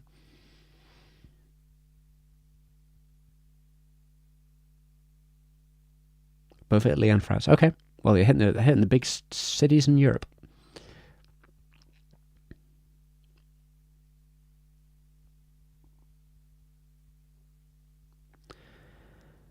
Someone in the chat probably knows it. 2006 OVA by the creator of Votoms. It's not a big deal. Someone could just look it up. They'll find it later. They'll find it eventually. It's pretty unique. Okay.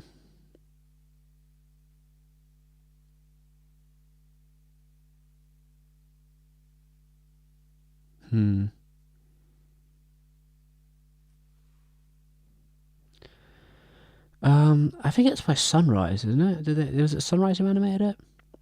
That's my like initial thought, but maybe that's wrong. Yeah, I mean, to be fair, there's a lot of OVAs of Votoms where I don't think they will count on my list because most of them are like, this is a continuation of Votoms. And I'm like, well, I guess that doesn't count then. There's probably some spin-offs maybe, but a lot of it's like extended thing from a television show. This one's follow-up from this thing. And it's like, oh, okay. Those probably are not going to be on my list. Flag, there you go. There you go, that's the name. I thought it was a short one-letter word.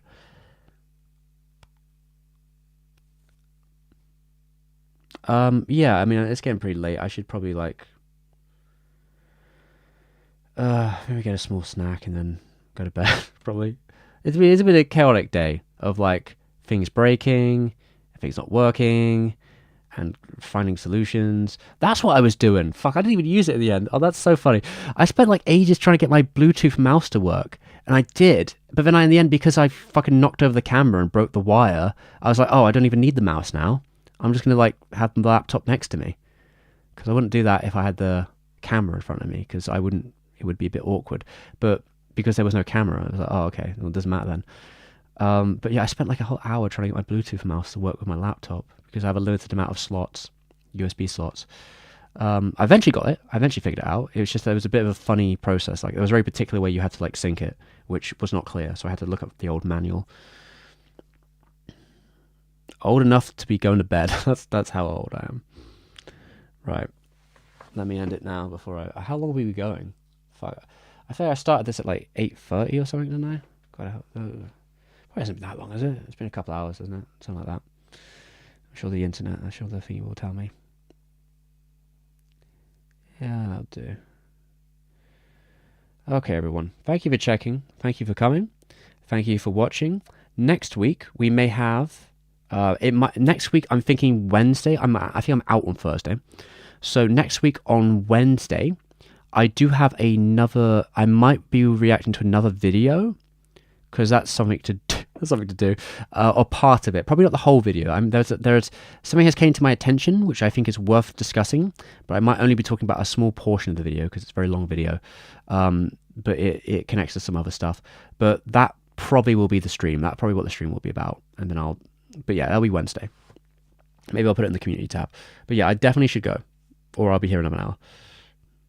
Anyway, I hope everyone enjoyed. I will clip that stream that we did today, the reaction, and I will put it on my second channel. I'll find the login, and I'll log in, and I'll cut that part of the stream, and I will try and make it legible. I'll try and make it functional, and whenever I pause it, and maybe for too long, I'll try and put the information on the screen I'm talking about at least, and I'll pass the citation. Oh, you know what? You know what I'll do for people right now? It's not a perfect document because it's a bit loose. It's a little bit loose, but there are some links in here, not direct links always, but I should give everyone for now.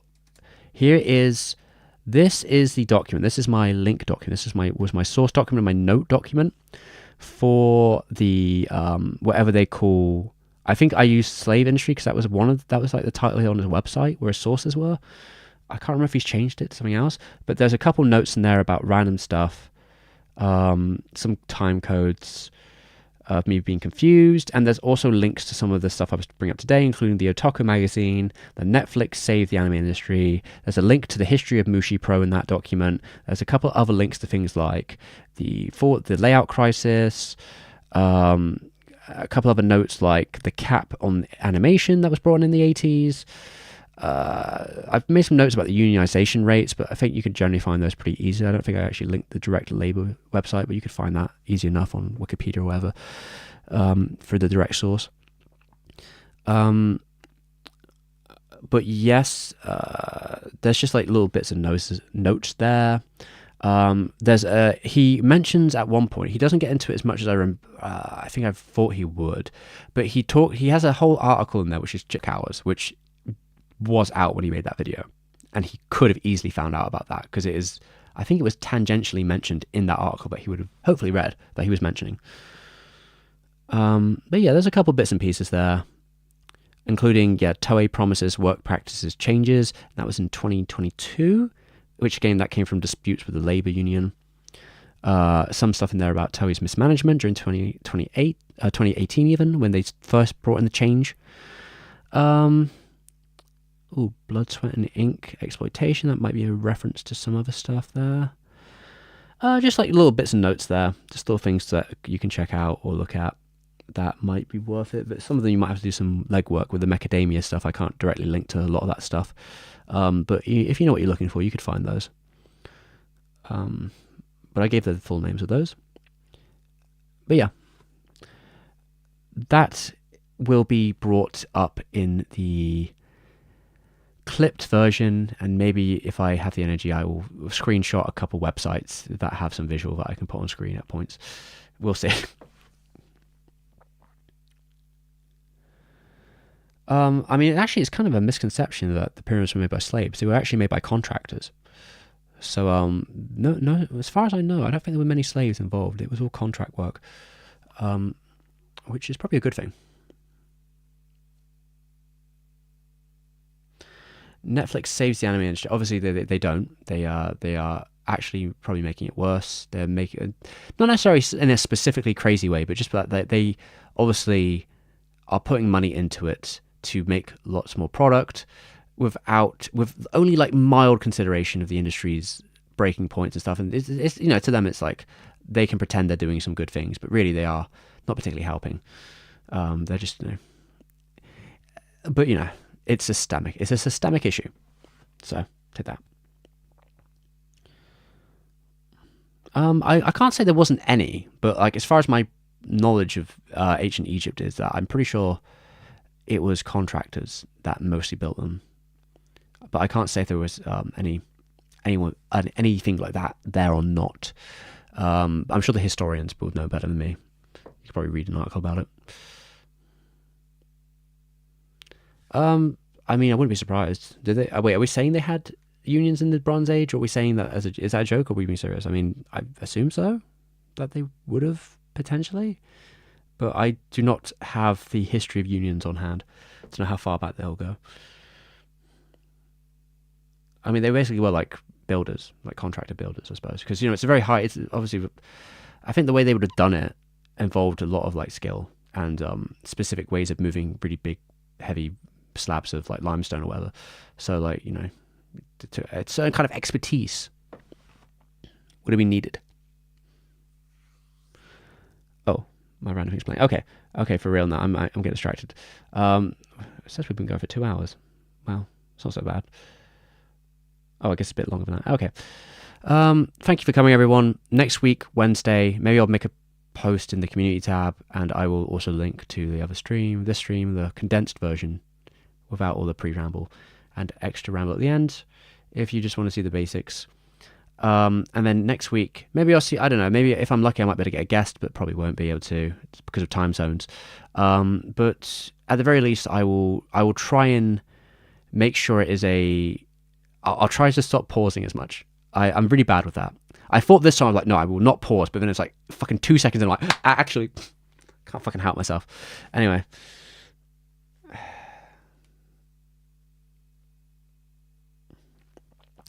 Goodbye. Thank you for coming. See you next week.